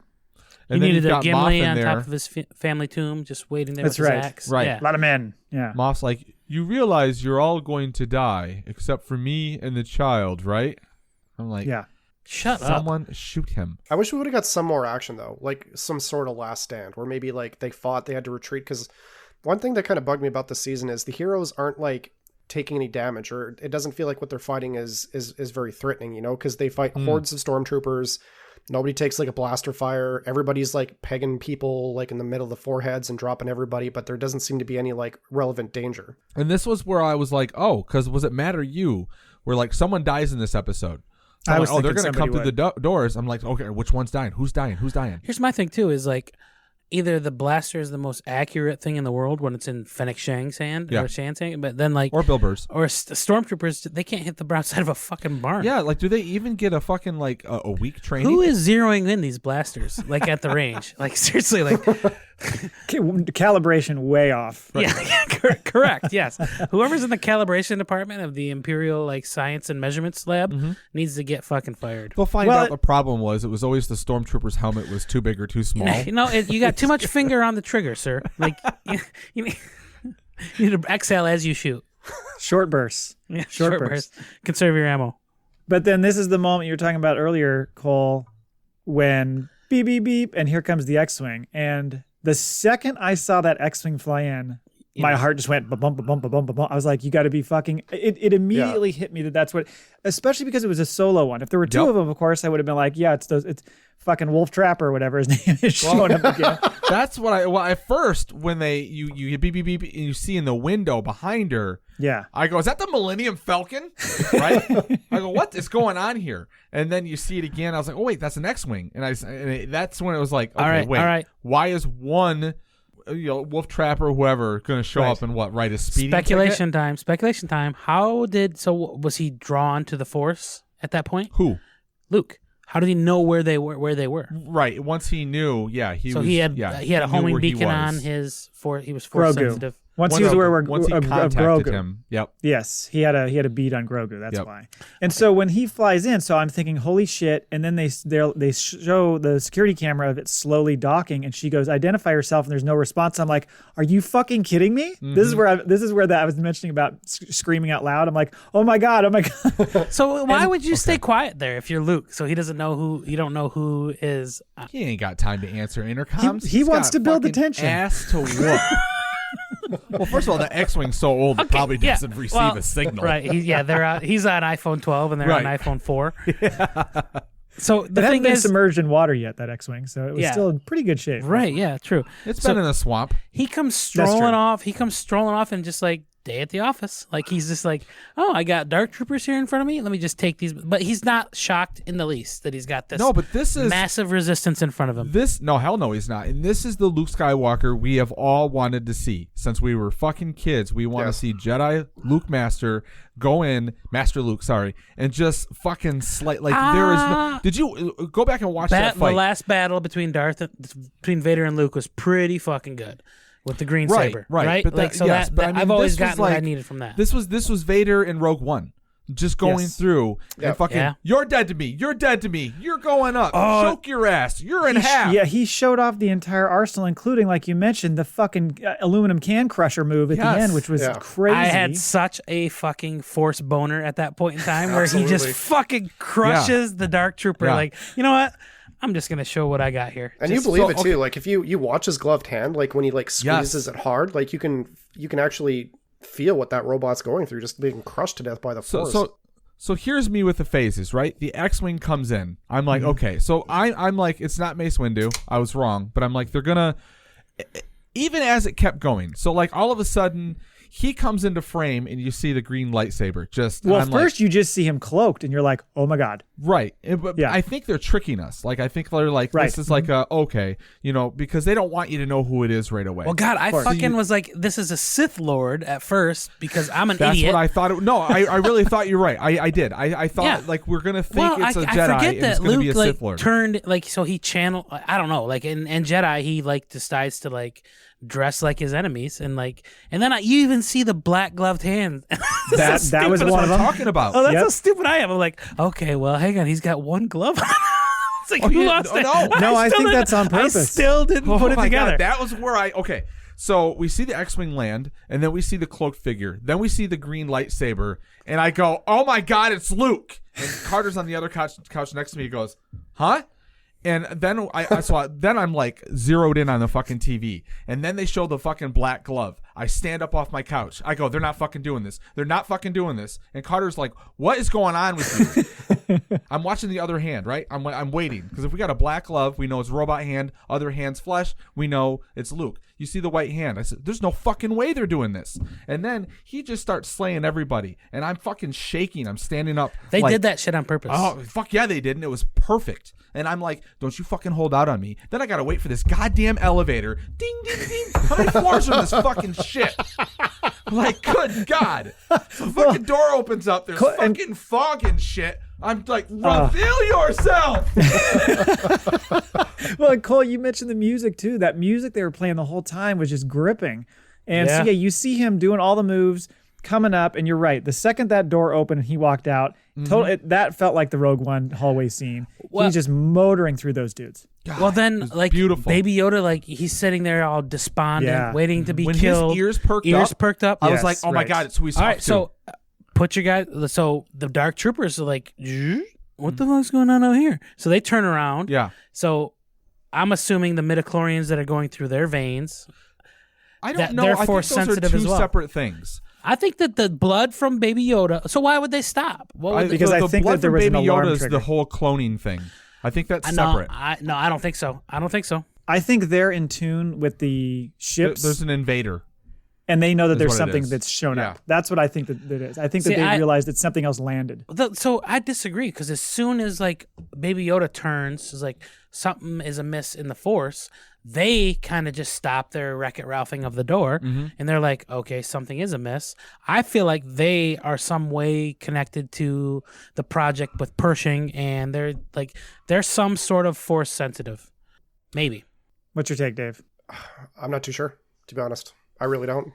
Because I thought the same thing as you at first, Cole. I was like, yeah, how are they noticing that? How are they all of a sudden just stopping? But then I don't know, kind of excuse it. I thought maybe it was just that they're in tune with the ship and that they realize that something landed. They know somebody else is there.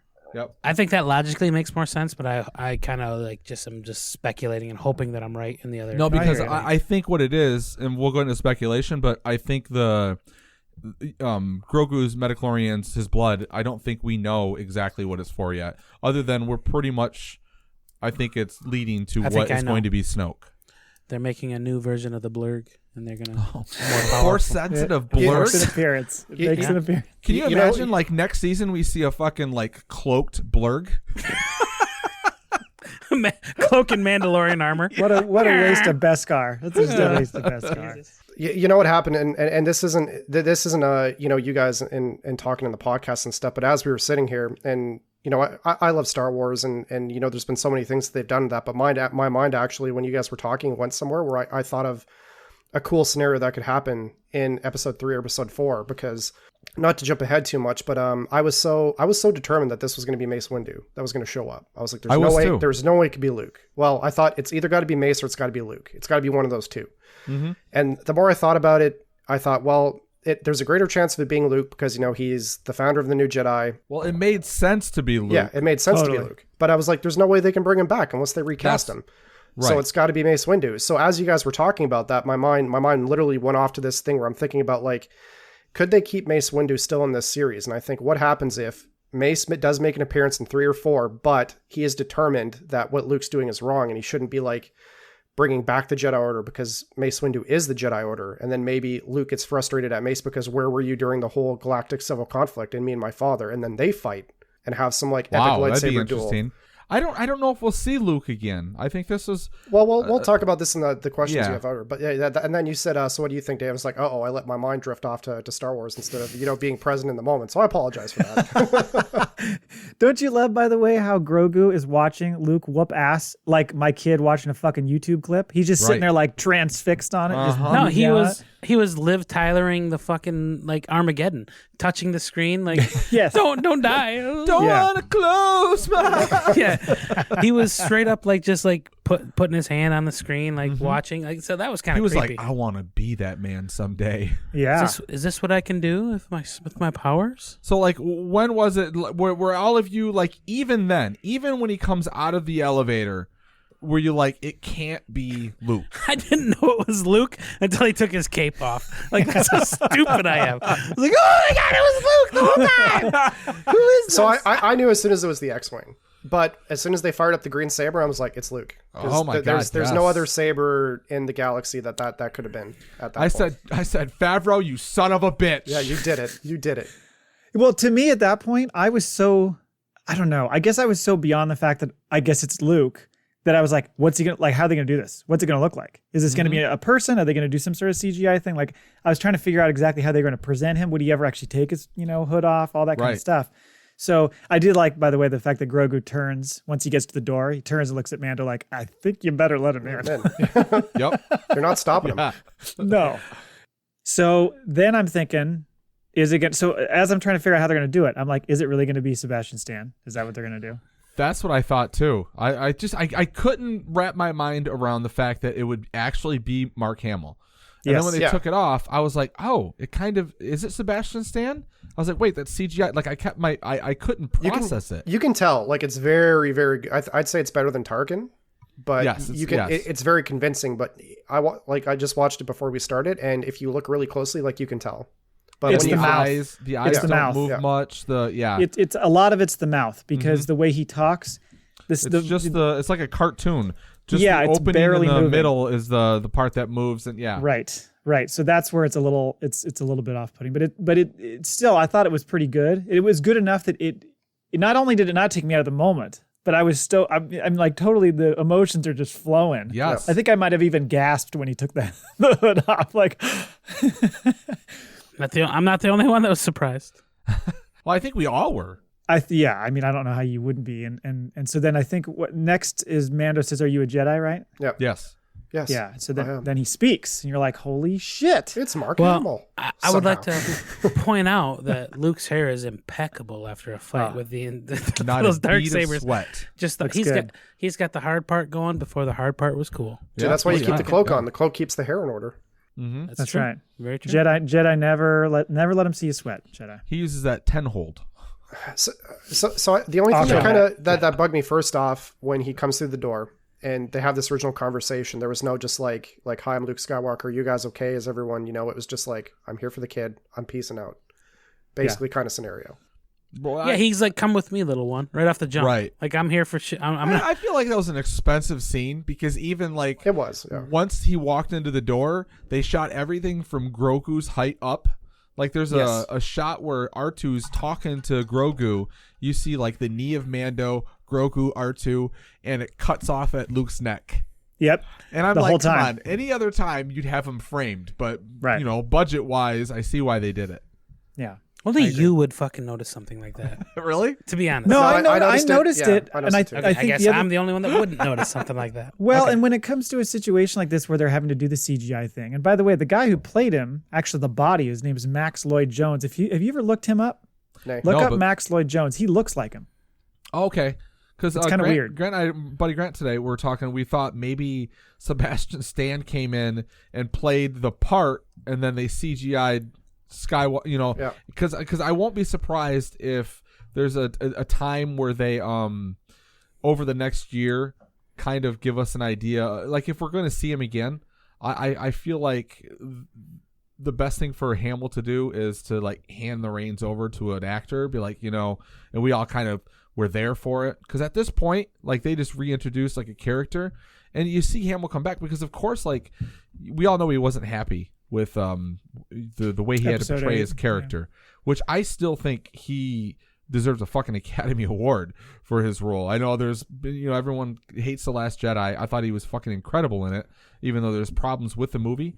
So for him to come back and do that, and like we got to that was what we wanted to see. Like there was the rumors, like when The Last Jedi opened on I always want to say it wrong. What is it? Octu, right? Where the Knights of Ren show up and there's this big fight between Luke, and he disbands all the Knights of Ren, and Rey and Kylo fight for a few, and then they escape. That was like this big leak that obviously never happened. But I'm like, that's what we want to see. We want to see Luke whoop some ass. And we didn't get to see like his facial expressions and like how badass, but we got to see Luke whoop some ass. Did you guys see his Twitter? Anybody Yes. watch Yeah, anything yeah. good lately? Seen anything good on TV lately? Yeah. That's pretty Mark funny. Hamill? By, That's pretty by the cute. way, I don't want to harp on the music too much, but or not harp on it, but celebrate it so much. But Harp did you on it, notice get it? this? Yeah. The second the hood's coming off, it switches to his theme. It changes from that music to the Luke theme. Yep. And it just music is always, especially with these Star Wars movies, there's so many moments where the music, sucks the emotion right out of you. And that was another one where I was just like, oh my God. Yeah, you just put it, and like flawlessly, it just right into it. Man, it was so, I will watch this probably a million more times. I've never seen a better fucking battle. I'm watching it right now, like muted on my laptop. The battle scene with him, he like pulling troopers to him with the force, and then he does this thing with his lightsaber where he does a slice, and as it comes back around, he deflects a laser, it hits another one, and then he comes back and hits one. And I had to rewind. I was like, wait a minute. He did like 5 fucking moves in one.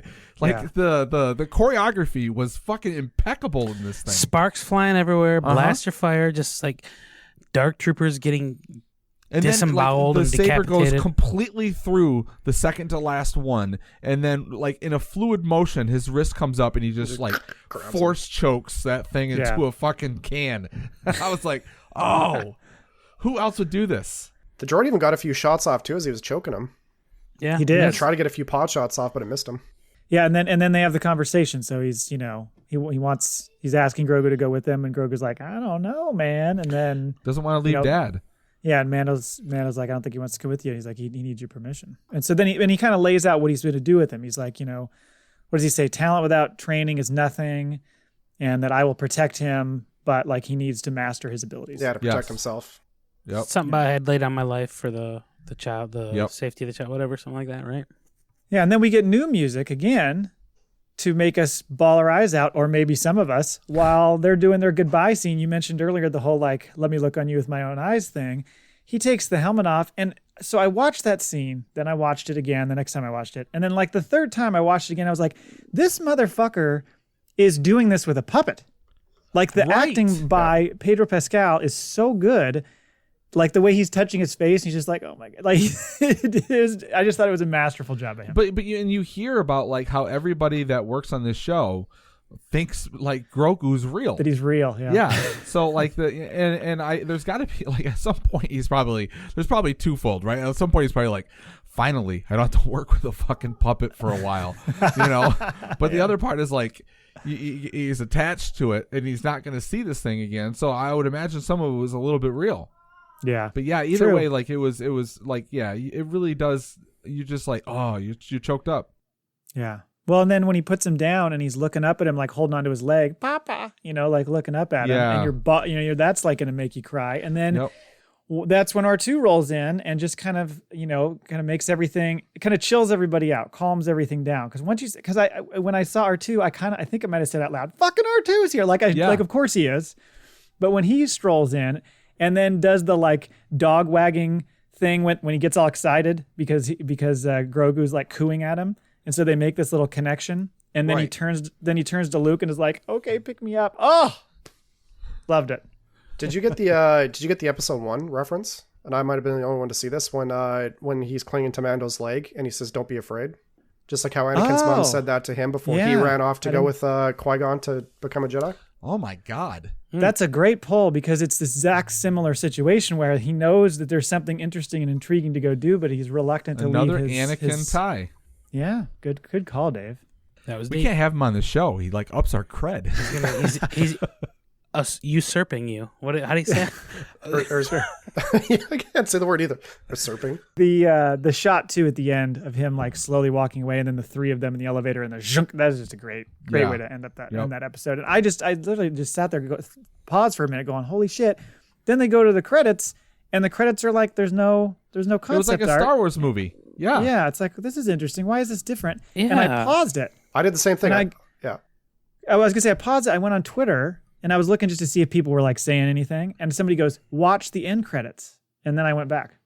Well, I almost shut it off because I did the same thing you did. I paused it. I was like reflecting. And then I said, well, maybe they've got like, they're going to do like the actors and they're going to like slowly unveil the art with the music or something. And as I shifted right, I could see a little planet that we all know and love that comes back.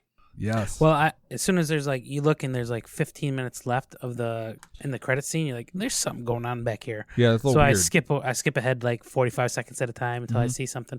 I saw the exact same thing. I saw two suns. I was like, oh, yeah, what's going on here?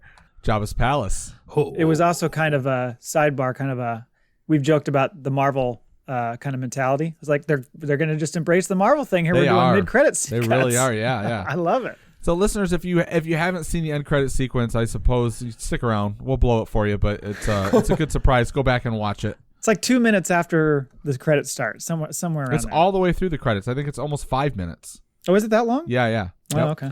We go back to Tatooine. Right. It's Return of the Jedi. Yes. Pretty much. Coming down the stairs, just like Leia, you know. Well, so let's just get right fucking into it. Let's do it. Bib Fortuna's just sitting on the. Bib Fortuna's put on a little weight. Apparently, is that the rule? With you the sit on the throne. With Like the what is throne, the what are the LDLs they got to be go through fed the roof. crate dragon. There's been a few nonstop. Christmases on Tatooine, so he's put on those the Christmas He's pie. got 6 or 7 chins, and he's just so many chins. So many chins on Bib Fortuna. That was shocking. It was like seeing a rock star in their old age. Like, oh God, he really let himself go. Heavy is the head that holds the crown. Because when you first see Bib Fortuna in Return of the Jedi, like he's a little bit scary, kind of a little bit menacing. Like I know he's kind of a translator, but he's got that like kind of like a. So he's Twi'lek, right? Yeah. But he's also got like sharp teeth, almost. So like almost.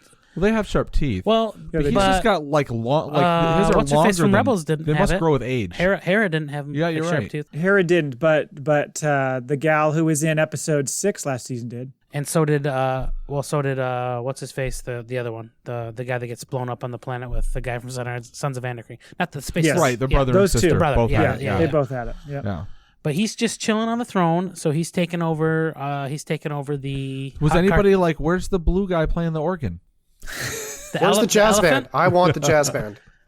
Well, they did have a few recognizable guys. The guy with all the eyes Yep. was in the background, and you saw him like in the scene, I think in Return of the Jedi, and then you saw, what is it? I can't remember the name. The guy who was the bartender in the first episode of the season. That kind of character. Yes, he was Can't sitting remember on the what they're left-hand side. Keep wanting to say Queequeg, but it's not quite that. It's something like that.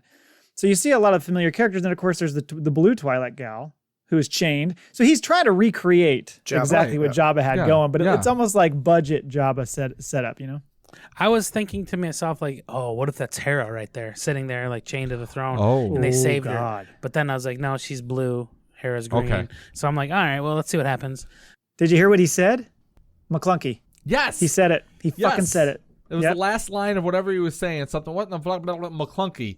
I go, Yep. man, they're really trying to work this into the show, aren't they? They sure are. What am I God missing damn. with McClunky? McClunky was when they re-edited again Star Wars when Greedo and Han shoot. He says McClunky. Right No, before they he's just- going to shoot. They just put it into the new edit on Disney Plus, and everyone's like, "What the fuck is this?" And now he says it too. So now it's become like this. All right. I guess I didn't know that. It must be a swear word, like dang Like ferret. malarkey. Somebody said it's like you're dead. It's almost like more of that kind of. Okay. But who the fuck knows, you know? So Fen Shannon comes down the fucking stairwell, and like Boba sends her in first, and she just waylays everybody in the room. Yep. And then Yeah. so like apparently Bib Fortuna's security is just like shit. Yeah. Like he's no. It's like it's so easy to infiltrate this palace. They Well, were those- looking. They were like she was shooting people, and they were like looking like, what's going on over there? And just Well, taking to be bullets. fair, I feel like this is something that happens there quite a bit. Yeah. And usually the throne, I guess, for lack of a better term, is usually not the one that's threatened. You know, it's just like Right. a place for scum and villainy. So people are always shooting each other there. But he comes walking right in. He's like, "I thought you were dead. I've heard a lot about you." Now my question Trying to is, small talk with this guy has been on Tatooine. I don't know how much time he spent in the Sarlacc pit, but he's been running around for a few years. It's been 5-6 years. What the fuck? Like, I have a lot of questions of what the hell Boba's been up to, which I think that's what the Book of Fett is about, right? But nobody knows the guy's alive. Do they not know he's not? Do they not know who he is because he's just not wearing the armor? It's the armor. I'm They assuming, don't recognize him. yeah. Right. I'm assuming they think he's just some like derelict clone, like left over from the that war, could right? be. So he just kinda makes he's his got the way. face and voice of a clone. Yeah. Yeah. And there's probably how many like relics throughout the galaxy of Probably clones? 1 million. I mean, that's a How many Well, I clones do bet- they make? I bet he had to. Well, first, I hope they show him getting out of the pit because that would just be a cool. Oh, they God, have yes. to Grizzly open up scenario. with that. But I mean, he gets Oh, out. I'd love more Grizzly the better. Wait, hold on.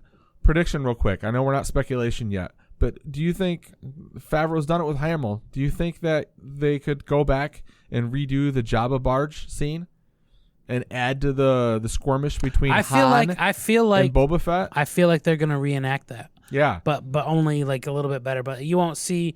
You'll see like Will Harrison Ford come back? no. You'll see like the back of his head. Okay. As he like you'll see like a POV from Boba Fett's helmet, and he's in the battle at Jabba's barge, and then like all of a sudden like Don't you laugh like at this. This is brilliant. No. I'm only laughing because when you say you see a POV from his helmet, it would be hilarious if he can't see anything. Just like this shit view. No wonder he couldn't do anything. He couldn't see. Right. He's got mud on the lens. clear your camera off. So like he'll get like knocked into the Sarlacc pit. and then- POV still? Like we see him fall into it? All right, I know. Oh, man. Oh, That'd be Yeah. fucking GoPro angle.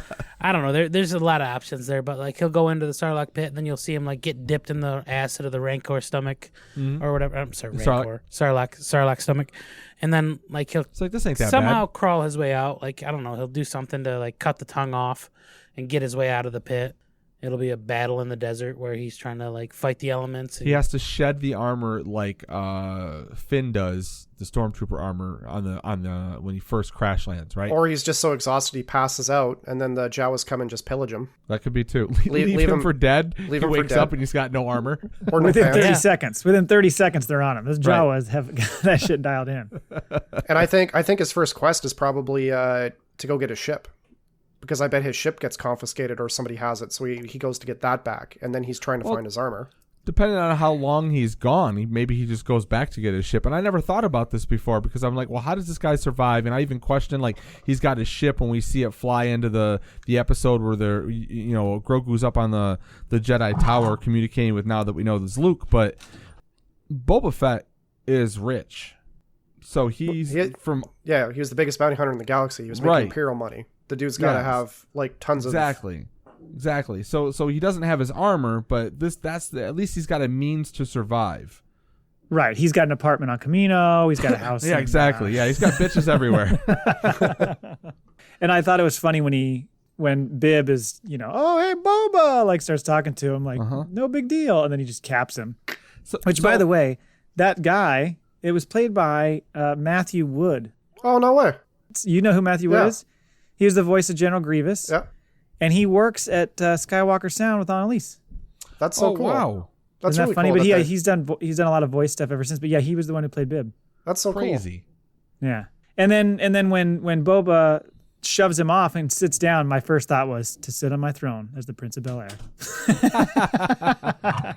And then she comes around with the fucking spotchka. Now that Cole's putting his earphones back on. The spotchka appearance there for you, Cole, at the end with Fennec Shand. Yeah, she was drinking out of the blue gut jug, whatever you want to call it. She doesn't know who drank out of that last. Could have COVID on her or something. Could be all sorts of things. I like her little smirk because she's like, she's so fucking awesome. She's cocksure. Yeah, like everything I see her in, she's just like I love that she is like a dyed-in-the-wool geek in real life.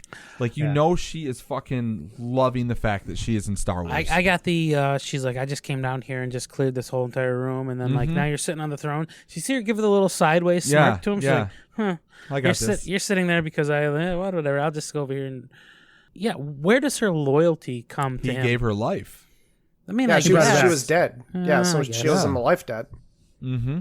Oh, she's not a Wookiee. Well, maybe we've not seen that. It seems like it's more of like an honor amongst thieves type thing. Like she was dead in the desert, Boba saved her, so now she like has to repay that debt by giving him her life. I feel like I have to say all the wrong things in this show. You're getting into an ex machina situation here. I don't even care. Like it's just like it's in my head. It's like it's coming out. Well, so let the speculation continue from there. Yes. What is this? What is the Book of Boba? I think it's what we talked about before. I think it's before and after. Perfect timing for the question of the week, if we will. Oh yes, go ahead. Boom. Yeah, question of the week. I'm not on the document. Let me find it here for you. At the very bottom. Yeah, such a perfect time. Bib Fortuna obviously took over the duties of the Hutt cartel with Jabba's passing. Do you think he was appointed by the Hutts, or he was the only person that showed interest in the vacant position? Do you think there will be trouble with the Hutts if he assassinated a boss? If Boba Fett assassinated a boss appointed by the Hutt cartel? I don't think there's many Hutts left. No, they're space slugs. There's a ton of them, especially on Hutta. Right, there's the planet. Yeah. I think old school Bib Fortuna probably took it for himself, and I think he probably had the fortitude to do it. But then I think he basically became a Hutt. He became fat and lazy and kind of let his kingdom dissolve. Yep. Only in 5 years though. That's a lot of heavy eating in Schwatzka. That's a lot of crate meat. Yeah. So you don't think he was like blessed off, appointed by the Hutt cartel type of a situation? No, other than I feel like there's a story there. Like, why does Boba go in there? I feel like that would be just assassinate his ass and take over. Well, I feel like that would be a very easy, like, let's get you into some trouble right off the bat. Like, okay, now you're the owner of Jabba's palace, and now like you've got to fight. Like the Hutts across the galaxy are all pissed. Now they're going to start sending bounty hunters to kill you, and you got to deal with that. Season 1. You're fighting off bounty hunters from across the galaxy. Do you know what the other thing could happen is maybe nobody said that Jabba's dead. Jabba's dead. Well, obviously he's dead, but like maybe they just kept it like quiet. Like, oh no, Jabba's still alive, and he's still acting as like the liaison to tell everybody like, oh, Jabba wants this and that, even though he's taken on that mantle. He's sleeping right now. I'm just out here speaking for him. He's sleeping a lot these days. Yeah, sleeping off a four frog dinner. Yeah, no, I think you're right. I think he just took it. I think he went back to talk to that whole crew that's there and was like, I'm the Hutt now. And they went with it. I'm the captain now. Yeah. Look at me. Call him Irish. Listen to me, Irish. Yeah.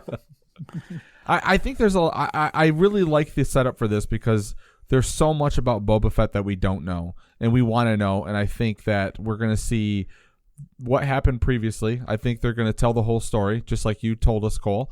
And then I think we're going to pick up right there. And then where's it go from there? Like we know there's a bunch of crime syndicates. We're going to see like the scum and villainy part of what we thought Mandalorian is going to be, right? At first was him a bounty hunter, mission. I think this now there's speculation. And what do you guys think? Do you think that the Book of Fett was not announced during the Disney thing so that they could hold this secret through the end? Absolutely. Because some people are saying, because it says it's coming out in December, they've already announced that Mandalorian season 3 is coming out in December. So he's not a Mandalorian, but this is still that story that comes from there. So do they pick up season 3 of the Mandalorian, and is it the Book of Fett? Right. I've heard that speculation that maybe this is season 3 is the Book of Fett, and that you're going to go away from Mando and it's going to be all about Fett. And it's an interesting theory. I don't like it. Seems I don't like it either. I hate it. But it's interesting with the timing, and we don't know what the Book of Fett means. Does that mean that it's going to be like a mini series? Does that mean it's going to be a full on season long deal, or what? But the timing of those two happening at the same time is very curious. So it makes me wonder how they're going to handle that. And it presents quite a pickle for our show if they're going to be running concurrently. Oh wow, Our show just gets really long. Yeah. They have to do 2 episodes a week. 2 episodes a week. Right. I'd have to quit a podcast. Double down. Yeah. Double down. 7 Days a Geek. Sorry, Courtney. I'm gonna have to open up a machine shop with all these giveaways. But if they don't, so if there is a season 3 of The Mandalorian that is not the Book of Fett, so if that the plan that we're hoping for, what is next? Because like we talked about a little bit, you think that Yoda's out of the picture, or Grogu, sorry. So we're probably not going to see him, and if at best it would be a cameo. So what are they having him do next? Is it a follow-up on his promise he made to Bo-Katan that he's going to help go, retake Mandalore?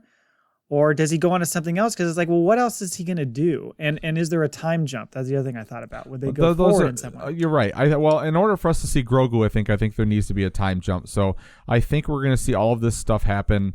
At some point, there's going to be a time jump. I think, because my idea is if Grogu stays with Luke, I think Grogu leaves Luke when Kylo fucking burns the place to the ground. I hope he does, or he's dead.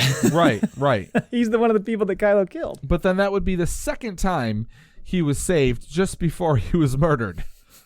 Well, it's got good luck. Jedi Temple. But I think like, look, we know Mando needs to get himself a ship. He needs to get himself a gun again. He needs to figure out this whole issue with the Darksaber. We know that they're looking to reclaim Mandalore. There's a lot of story for him to do. Like I think it's like at this point I'm not gonna, like, if Favloni decide season 3 is the Book of Fett, then I'm along for the ride. My trust is with them, but I think they can be their own separate things. They place so much emphasis on that Darksaber scenario with Mando having the Darksaber and Bo-Katan not being able to take it from him. I feel like they're going to Mandalore for season 3. Oh yeah, I feel like that's going to happen, and he's going to be like. My feeling is that's the end. That's the wrap up. That's when all these shows merge. It's that war for Mandalore. Either he's pushed into a leadership role, or he gets bested by somebody who takes the Darksaber from them, and then they do it. It's definitely something he doesn't want. Well, of course, no, yeah. But that's a character thing. It's like Jon Snow, right? He doesn't want to be the king. Yeah. Well, and then also all the other characters. You think about Kara's still with him. I think Kara, if anything, she may end up somehow involved in that Rangers of the New Republic series, since we were talking about that potentially being some sort of law enforcement type scenario. If they do that in Rangers of the New Republic, she could end up over there because she seems real dialed in with this whole role she's got as Marshal Dune. So I don't know that she comes along. I think it's him going on, and we're meeting a bunch of new characters next season. I can agree with that, but Dave, jump in on Rangers of the New Republic. What's your take? And the term Rangers with Jedi. Well, the only thing I know is that little article that we were talking about in the chat where old, I forget how they spell it. It's like Jedi or something. Were kind of like, they were more one with nature, and they would go out into like the wilds. So they were more referred to as like Rangers for the Jedi. Do you think they're going to do that? Because it does say for the New Republic. At this point, we've got Rogue Squadron coming. I don't see them doubling down on that. So because that's also New Republic. I don't see them doing like a police procedural show with Favs and the other guy. I think I really do see Rangers because it's sort of an open to interpretation and no one can guess what it is. And we have my only reluctance is thinking it's a Jedi involvement is Ahsoka's getting her own show. Well, So- we also could have this could jump forward and we could have Jedi from Luke's temple. I mean, maybe he's got a few students that are up and running like Grogu. Grogu could jump forward maybe 10 or 20 years where he can talk and wield a saber now. Yeah, but they can't go any more than 15 years because that's when Kylo's born right now. He's born 5 or 6 years after Jedi. So in 15 years is when he destroys his academy, I believe. Yeah. So they can't jump too far, but it seems like they're building toward right now. All of this seems like it's the prequel series to The Force Awakens. Yeah. By the way, he's born now. Yes. He's actually born. He's born in, they say 5 ABY. Okay. So that's a year after Return of the Jedi. He's actually 4 years old where we are in Mandalorian right now. Oh, yeah. So he's a bit older. Thinking it's after 5 years after Jedi, but you're right. It's after. He's playing with pebbles, moving them around with the Force, all sorts of shit. Right. He's already, yeah. Yeah. I'm real curious to see how they're going to bring them all together. Like you said, those 3 are supposed to somehow come together: Ahsoka, Rangers, and Mando. So they never really cleared that up in episode 7. I definitely think Ahsoka's going after Thrawn, trying to find Ezra. I think. Yeah. Give me some Sabine, maybe some Ezra. We'll see how it goes. And Dave, by the way, I was thinking about what's going to happen in season 3 with Mando and thinking, God, I don't know what they're going to do. Obviously there's the Mandalore thing, and I was a little bit kind of I don't know how they're going to carry on from here. And when you said earlier in the episode, they've just got this blank slate to do whatever they want now, it was almost reassuring. Thanks, Dave. To hear you say that, because I was like, yeah, now they can fucking create a whole new storyline and go in some other direction. We've been on this found the baby, got to get the baby to safety thing for 2 seasons. So let's have them do something else now. I think that actually kind of works. Yeah, it's a blank slate, people. They can reinvigorate the show. They've concluded a two season arc, and that's kind of reassuring. It's not like this 10 episode season of just Mando carrying the baby around, failing at negotiating, and then basically asking everybody he meets to for help, but then doing a task for them. Oh, he's still going to fail at negotiations in season 3. I guarantee that. He was so good in season 1, though. And there'll be some flamethrowers in there somewhere too. And Kamari I can bring you in cold, or I can bring you in warm. Yeah. Season 1, he was not good at negotiation. No, in season 1, he was not good at negotiation. Yeah, but remember, Reef is the one that gets the better of him there. He's like, I can only pay half. He's like, that's right. true. That's true. Now that you mention it, you're right. And then the Toro Calican thing, where he's like, you go out there. I'm going to stay here. He's like, all right. He just fucking agrees to everything. That's true. So that's 100% true. Cat. Anything else, or should we go to Maul's bag? Let's get Maul bag. Yeah, there's a bunch of speculation here, but we had talked about saving some of our stuff for an episode coming up. So do we want to listen, there's a lot to talk about. We've got a year to do it. So we'll jump into that next week, or maybe the week after we discuss Gallery. Yeah. Yes. Let's jump into the Maul bag. And with that, Cole's song.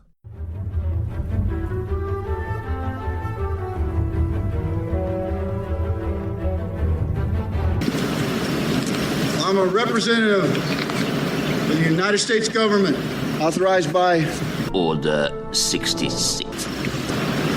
And I'm your postman.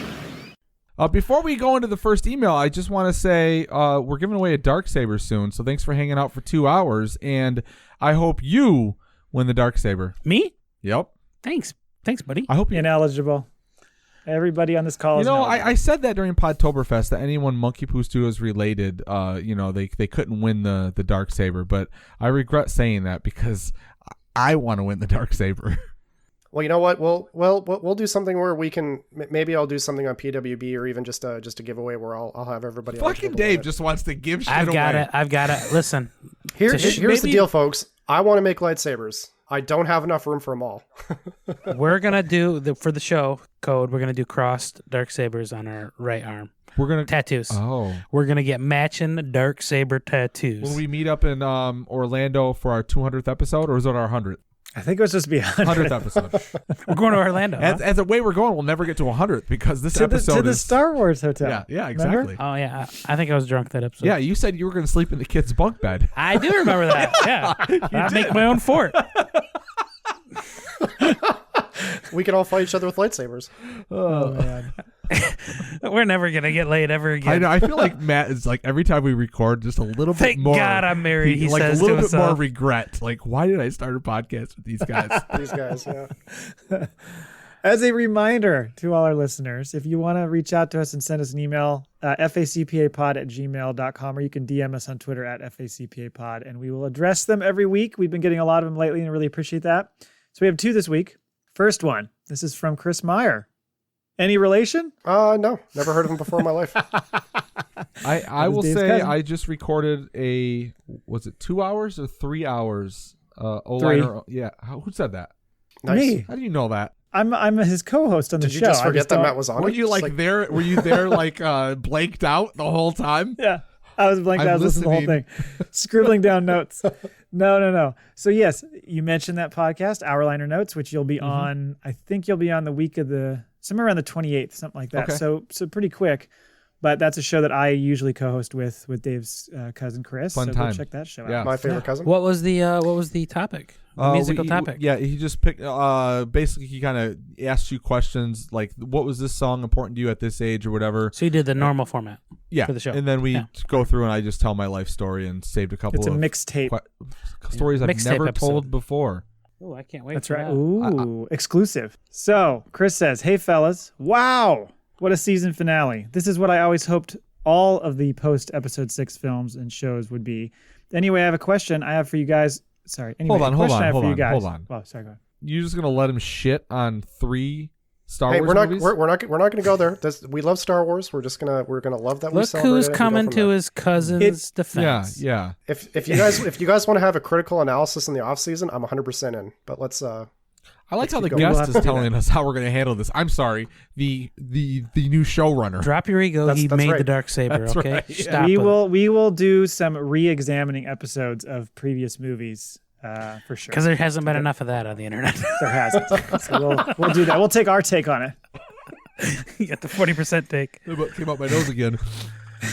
So anyway, a question I have for you guys: with the inclusion of the younger Luke Skywalker inserted into the finale, what are your thoughts on CGI recreations like this one? Do you like it or do you find it off-putting? Do you think the technology is good enough now, or does it need some more advancement to make it truly convincing? And can you see a future where less and less in-person actors are required to make films? Good God, I hope not. Thoughts? I got lots of thoughts. I do too. I actually saved a lot of this because I saw this question. But go ahead. Okay, my thoughts are Marvel does it right. They do it right every time.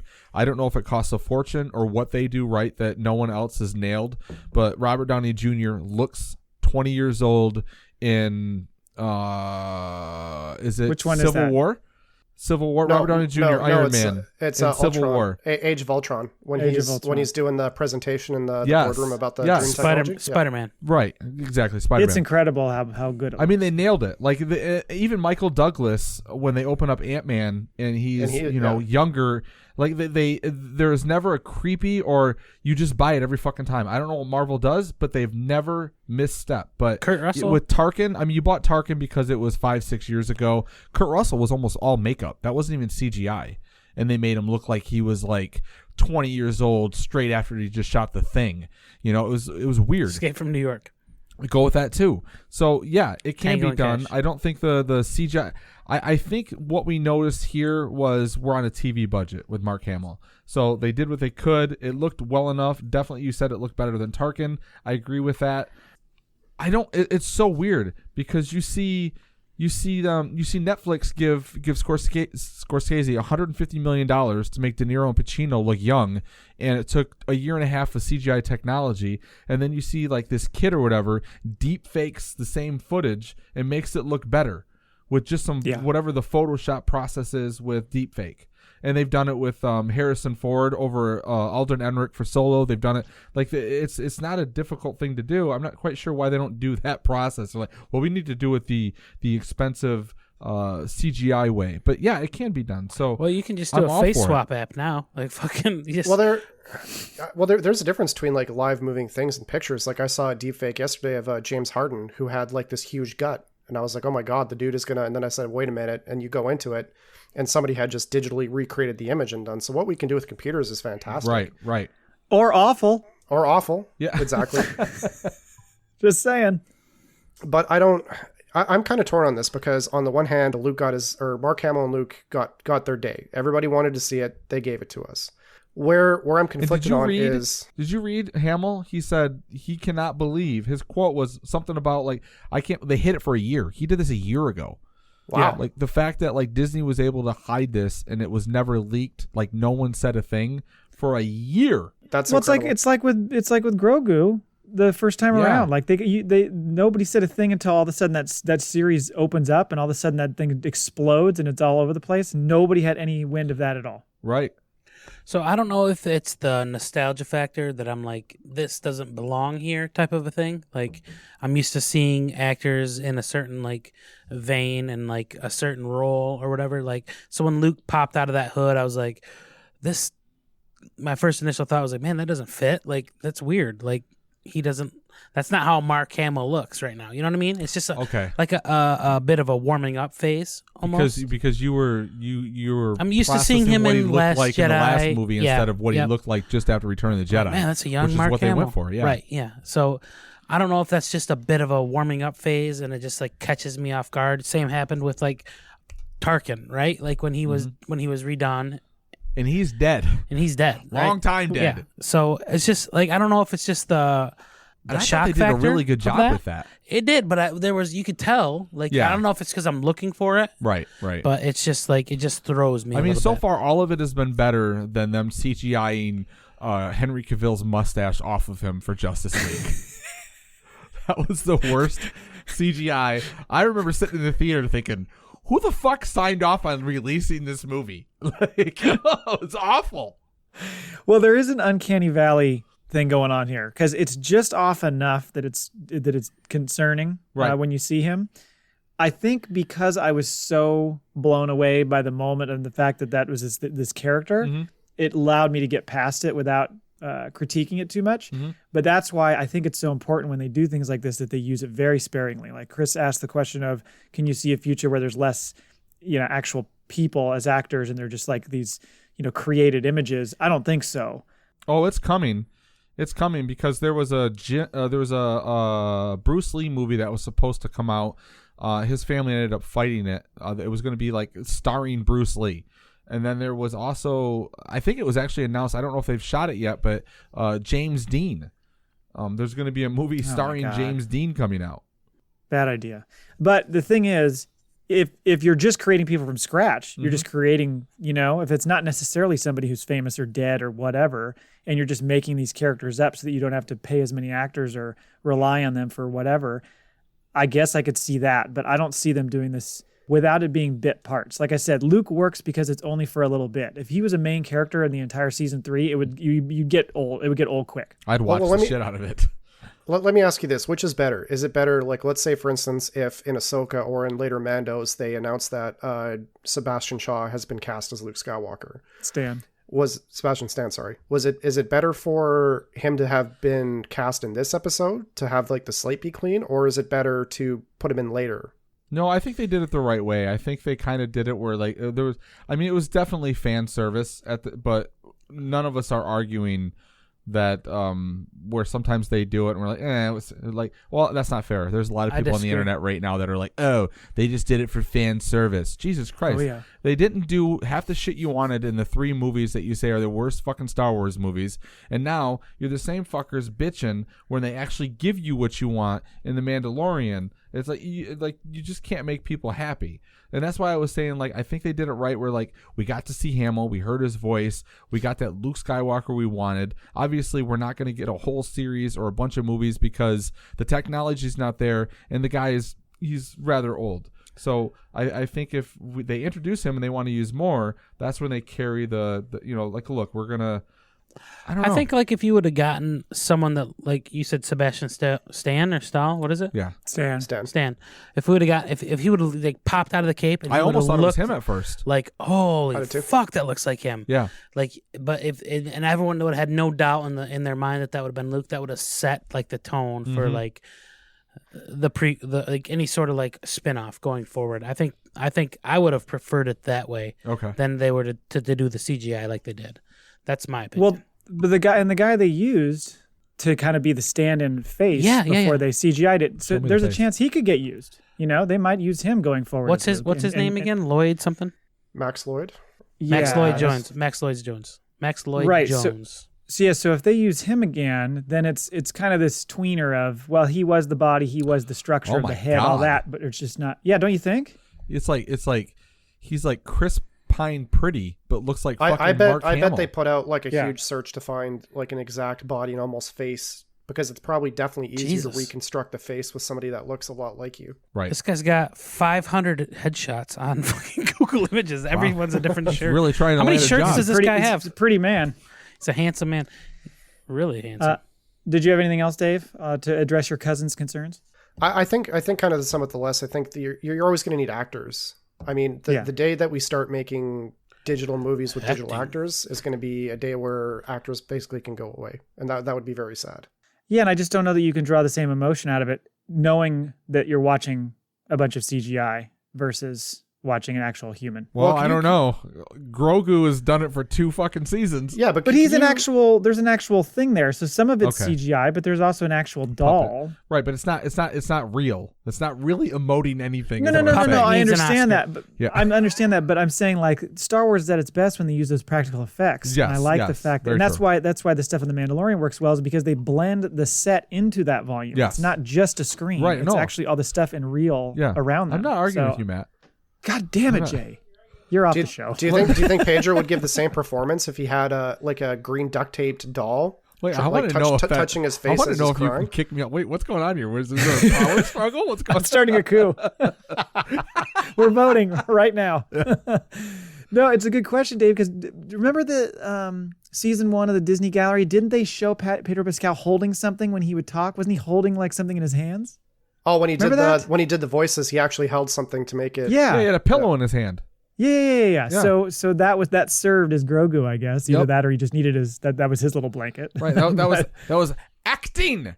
Yeah. Well, you know what else with the Disney Gallery? We're going to see, they'll probably show you some of how they worked Hamill into that scene, I assume. So, hope so. we'll get a little taste of what they did there. Yeah. I'm bummed out. It's not at least a couple episodes, like even just 4 Yeah, or something. so am I. know. I loved all. It's like 1 6 hour. or 8 episodes of those things. But I get it. I think it's COVID kind of ruined that. Thanks, COVID. But I think what we're all trying to say is, Chris, we hope you win the Darksaber. He actually says it himself. He says, "Thanks, gents. Have a great show, and you hope I win the Darksaber." A little cocky there, Chris. Second email is from Mike, entry box stuffing Laybourne. He says, number 1, This podcast is pregnant. why was Axe Woves, the male Mandalorian night owl, absent from chapter 16? Hilarious answers only. I feel like he had like a bad squid in the bowl, and he ran to the restroom to take a shit. And like, And then they laughed. Yeah, and like he Put out. walked back out, and he's like, Where'd everybody go? yeah, he thought like it was his smell. Like it was that bad in the shitter when he walked out. There's tables broke, the bartender, the patrons, everyone's fucking gone. He walks outside and he's like, "Man, it really stunk out there." And then he's like, "Where'd all the spaceships go?" Oh, God. My first thoughts were his armor started rusting, so we needed to do like an oil bath, like C-3PO and what do you call it? He needed a Mandalorian lube job. Yeah, he just dropped him. This is gonna feel so good. And he dropped him in by a magnet, holding him up by the head. Thank the maker. Yeah. Thank the maker. That's the one. Dave? You know what? My brain went serious, and I know he said hilarious, but I think he's getting his groove on that ship that they stole, that Imperial ship from episode 3 or 4. He's like, "Hey, Ah. look what I stole." yeah. Yeah. She's He's like, trying to pick up chicks with it. "There's no one in here. We can do it in every cargo bay." Because he's a handsome son of a bitch. No, don't hit that button. Yeah, I was gonna say that. Let's try the bridge. Let's see what's on the bridge. Yeah, I went even worse. I thought he sexually harassed Koska and she killed him. Wow. That's a bit dark, I guess. This is a bit dark for Star Wars, yeah. Well, she doesn't take any shit, man. Number 2, which of the many lesser characters from The Mandalorian deserve their own spin-off? And what would it be about? E.g. Cobb Vanth's bar tours, Pelimoto's Pimp My Speeder, or Outer Rim spreadsheets with me, Thrall, and Matt? First of all, I want to see Cobb Vanth's bar tours. Like he's just like, "Yep, 17 waitresses in this bar." 16 of them have STDs from My me. hair didn't move. Target-rich environment.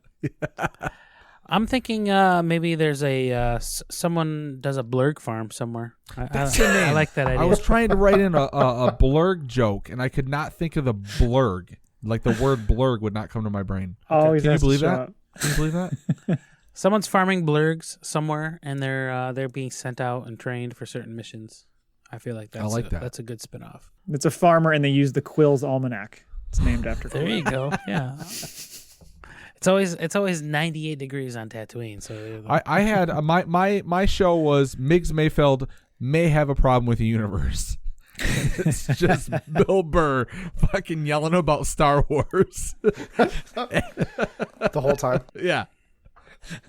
And then I went to That'd be pretty this good. fucking planet. And they left me there. Granted, they let me go, but left how me in was I the supposed to get forest. off that place? Let me tell you what it's like to walk through a fucking forest. listen here, you ungrateful sons of bitches. He's up on stage. Like You know what saved me? A blurg. And now I have a farm. Oh, crossover show. Yeah, That's- crossover. yeah. The Marvel Cinematic Universe of lesser Star Wars characters. That's right. Did you have anything, Dave? I think I'm gonna do the frog couple, like a home makeover show. You know, where those people come in and redo it. They've got like the those little pods bubbling in a jacuzzi or something. 16 and pregnant. Yeah.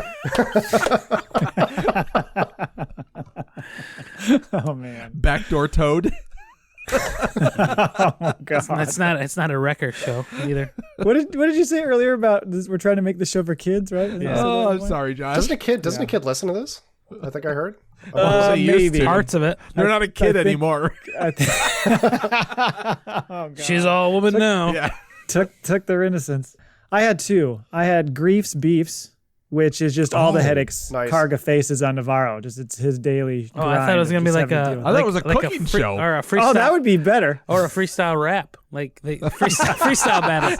He's got beef with all the other rappers in the universe. Every time someone lands on Navarro, they got a fucking freestyle rap with them. they got a freestyle like, Battle rap. Yeah. What are you coming in the Imperial Cruiser? I'm the biggest bruiser. You know what I'm saying? Yes. Starts hitting him. My other one was Toro's Grave, which is like the Yuletide burning log that people play on their TV, but instead it's actually his grave in Beggar's Canyon, or just his decaying body. You really hate it. It's like that shot in Return of the Jedi where he's burning Vader's body. It's just Toro. Exactly. It just keeps going. Sorry, I don't like That's Toro. on loop on Matt's screensaver on his computer. Yeah, fry, motherfucker. Oh, this show makes me okay. so happy. Number 3, which vehicle, this is the last question, which vehicle from the Star Wars universe would you most want to own for running day-to-day errands or commuting to work? It's got to be a land speeder for me. Of Yeah. course, speeder just flying through the neighborhood. I want Anakin's pod racer. That little fucker gonna go places. That's true. It's a good one. Little loud. I don't know that that's. Might I hear don't, him yeah, I don't coming. know that's the most. If you're thinking about, you're just trying to get to work and run errands. I'm with Cole. I think the land speeder is the most probably economical and True. simple choice. True. Put your groceries in the back. You got shit, you got room. What about Ray's big cube looking thing with a net on the side? You get all your groceries in there. That looks like that is the makings of a lower back problem. She's all hunched over. I don't like the layout. Cumbersome. That's ergonomically not well All right. set up. All right. Cumbersome, only- to say the least. Well, I thought about a speeder bike too, but you can't fit anything on Okay, it. here we go. Cobb Saddlebags, man. Vance, half a speeder. I mean, he took the pod racer motor, made a little thing out of it, and look at the sound on it. I mean, he can talk right on it. You don't even hear the motor running. Well, what was Luke's speeder from Return or from Yeah. A New Hope? It was a- That was the land speeder. Yep. That's what Was the you land speeder. mentioned. Well, I was thinking. What You were was I talking thinking? about the Speeders from- Imperial or You were thinking Return of about the speeder bikes. and- Speeder bike. I was Yeah, the thinking speeder speeder bike. Yeah, see, yeah. Right. The speeder bike makes sense because it would be fun, but like I said, you just don't have a lot of room. I feel like you could weave in and out of traffic. Yeah, like a motorcycle. Yeah. Yeah. Because since I just started riding, that's what I would go with as a speeder bike. Just because I Okay. imagine just being off the ground, it would be so much fun just to zip around places. Yeah, I guess maybe the land speeder is like the minivan of the Speeder bike choices out world. there. Very, very sensible. You have to sell your speeder. That's all right. That's all I've got. Thanks for creating something awesome. All the best and have a fantastic holiday season, Mike. Mike, I hope you win the Darksaber. He's going to. And like, Speaking Mike, of- if you don't win the Darksaber, don't check your fortune for a week. Mike has a very good chance of winning the Darksaber. Should we get to it? The moment that people were waiting for? Yeah, let's get to it. I mean, they've waited around for, what are we? We're just over 2 hours? Yep. So we really made him wait this time. But Dave has created a beautiful, beautiful Darksaber. And we got a lot of entries. In total, there were 266 entries, which is quite a lot. Wow. So I kind of randomly put people assigned to different numbers. Dave's got a random number generator that he's going to plug in, and we're going to pick it. So this is all above board. And Dave, if you give me the number, unless anybody has anything else to say, Dave, give me the number. We just want to let's give out a little bit of information here. So out of the 266 people, Cole and I have never seen this spreadsheet. We don't know who is where, what is what. So there's no playing here. Matt has it. Dave, who is the creator, is picking the number. So whoever wins. Right, and you're saying that because if anybody's mad, direct it to me and Dave, not you two, because you had no hand in this. Right? Yeah. Because I feel like someone close to the show is gonna win it, and I don't want it coming back on me because someone close to the show won Baby Yoda, and that was just happenstance. So they were literally in the studio. Yeah. But the thing is, with it, and I thought about that too, and I thought it's gonna be interesting if that happens. If people are gonna be like, oh, well, you just gave it to somebody you chose. It's not the case. They just have a fuck ton of entries. So if you wanted to get in on it, and I think we'll tease the fact that we are gonna do giveaways, down the line, and we'll talk more about one next week. We'll probably do it a little bit different next time. I don't know if I'll do total entries like this where we get this many entries because it's a lot to track. It's a lot of work. Personally. I can't believe you did 266. That's a day's worth of. That's like a week's worth of spreadsheet work right there. Yeah, it's a lot. It's a lot, but it's also maybe just to make it a little bit more random. We want to reward people for their effort, but at the same time give people a little more of a chance if they aren't on Twitter all day and able to do that kind of stuff. Yeah, exactly. And now Dave's going to pick a lightsaber out, but we're also going to give away a couple of T-shirts as well. Yep, we're going to do what? Top three entries are going to get a T-shirt. Top three, the top three people that had the most entries but did not win the saber will get a T-shirt of their choice that I will reach out to you to supply. Who would you like to see win the Darksaber? If you pick somebody and they win, it's going to look real fishy. No, because what I'm going to do is I'm going to when I hit the generator, I'm going to film it just so we're not. Okay. Well, I guess Matt could do some subterfuge on his end, bring it back. I can take a screen. I'll take a screenshot of all the entries. Don't be centrifuging things, Matt. I'm not going to do that. I would never do that. A couple of things to note, folks. If you are an international winner, there's a couple of things that you need to be aware of. First off is I will not be shipping it with a battery because it is lithium ion and it just causes problems with putting it on airplane. But I will send you the model number. They usually don't cost more than $10. And the other thing you need to know is if you're an international winner is when you pay for shipping, because actually somebody in England just bought a saber off me. I paid for the shipping, but when it got to England, there was a local delivery company that then charged him to deliver it because basically we only paid the delivery for it to get to your country, your but place not for the destination. Yeah. And then when it gets to your so there is possibly, I think he had to pay $25. If any of this is uncomfortable and you guys don't want to pay for a battery or for that extra shipping, let us know and we'll figure something out and we'll redraw. I know I kind of put you guys on the spot with this, but I was just kind of no, that's fine. This is the legalese you're reading out. That's like handling costs may apply. But really, right now, everybody's listening, going, "Would you just fucking tell us who won?" Yeah, I love milking it. Also, hashtag not our fucking problem. Drive to the FedEx store and pick up your Darksaber. How's that? Here's my thing. Let me recall run this. Whoever wins this is winning a very expensive, custom-made Darksaber from our boy Dave, and you owe it to all of us for listening to the show and Dave to send us your video in your garage. I've embraced it. You can as well. That's right. You know who I really hope? I'm going to say it. I really hope Josh's daughter gets it. Josh's daughter? Yeah. I think that'd be cool.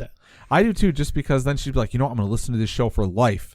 And Josh is going to be like, he's going to come to me in like 5 years. The things you taught my daughter. You ruined her.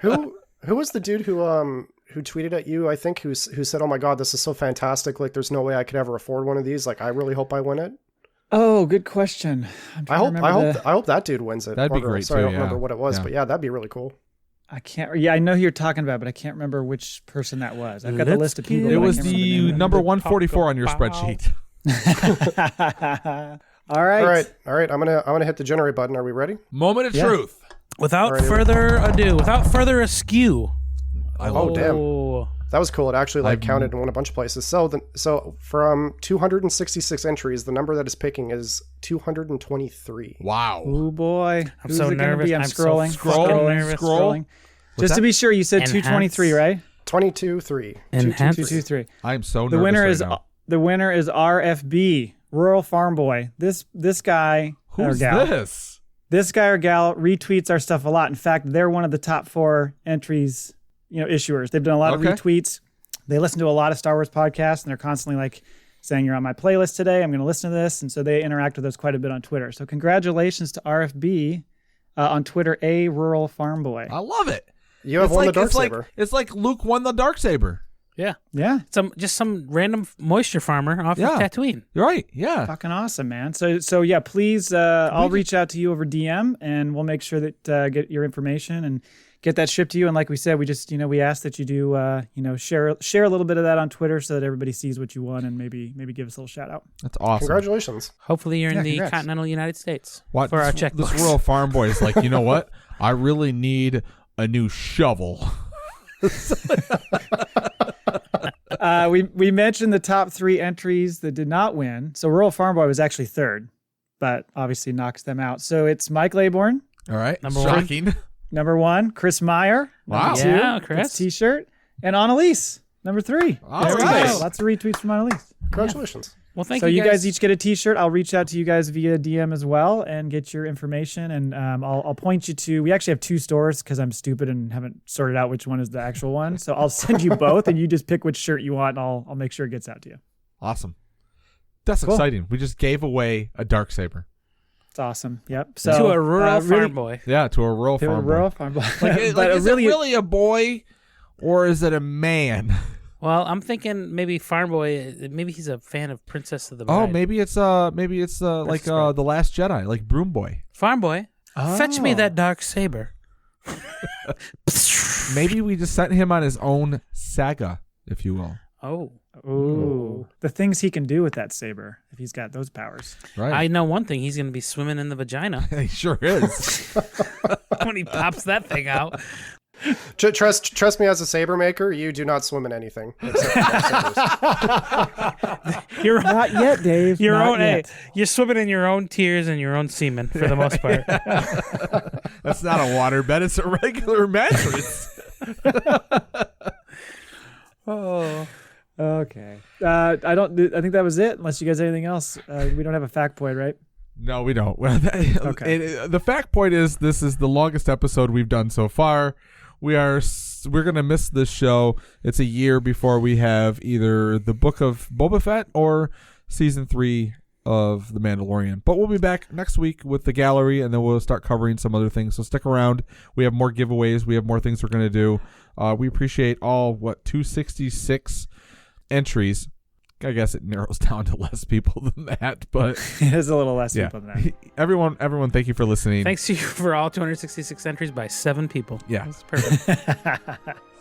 So, like I like to say, thank you for listening, and until next time, Never tell us the odds. I'm a motherfucking Jedi like my father before me. I didn't have anything planned. I look forward to hosting you guys next season. Seriously, these guys are gone. It's just me. We'll see what I'll give away. Dave has spoken.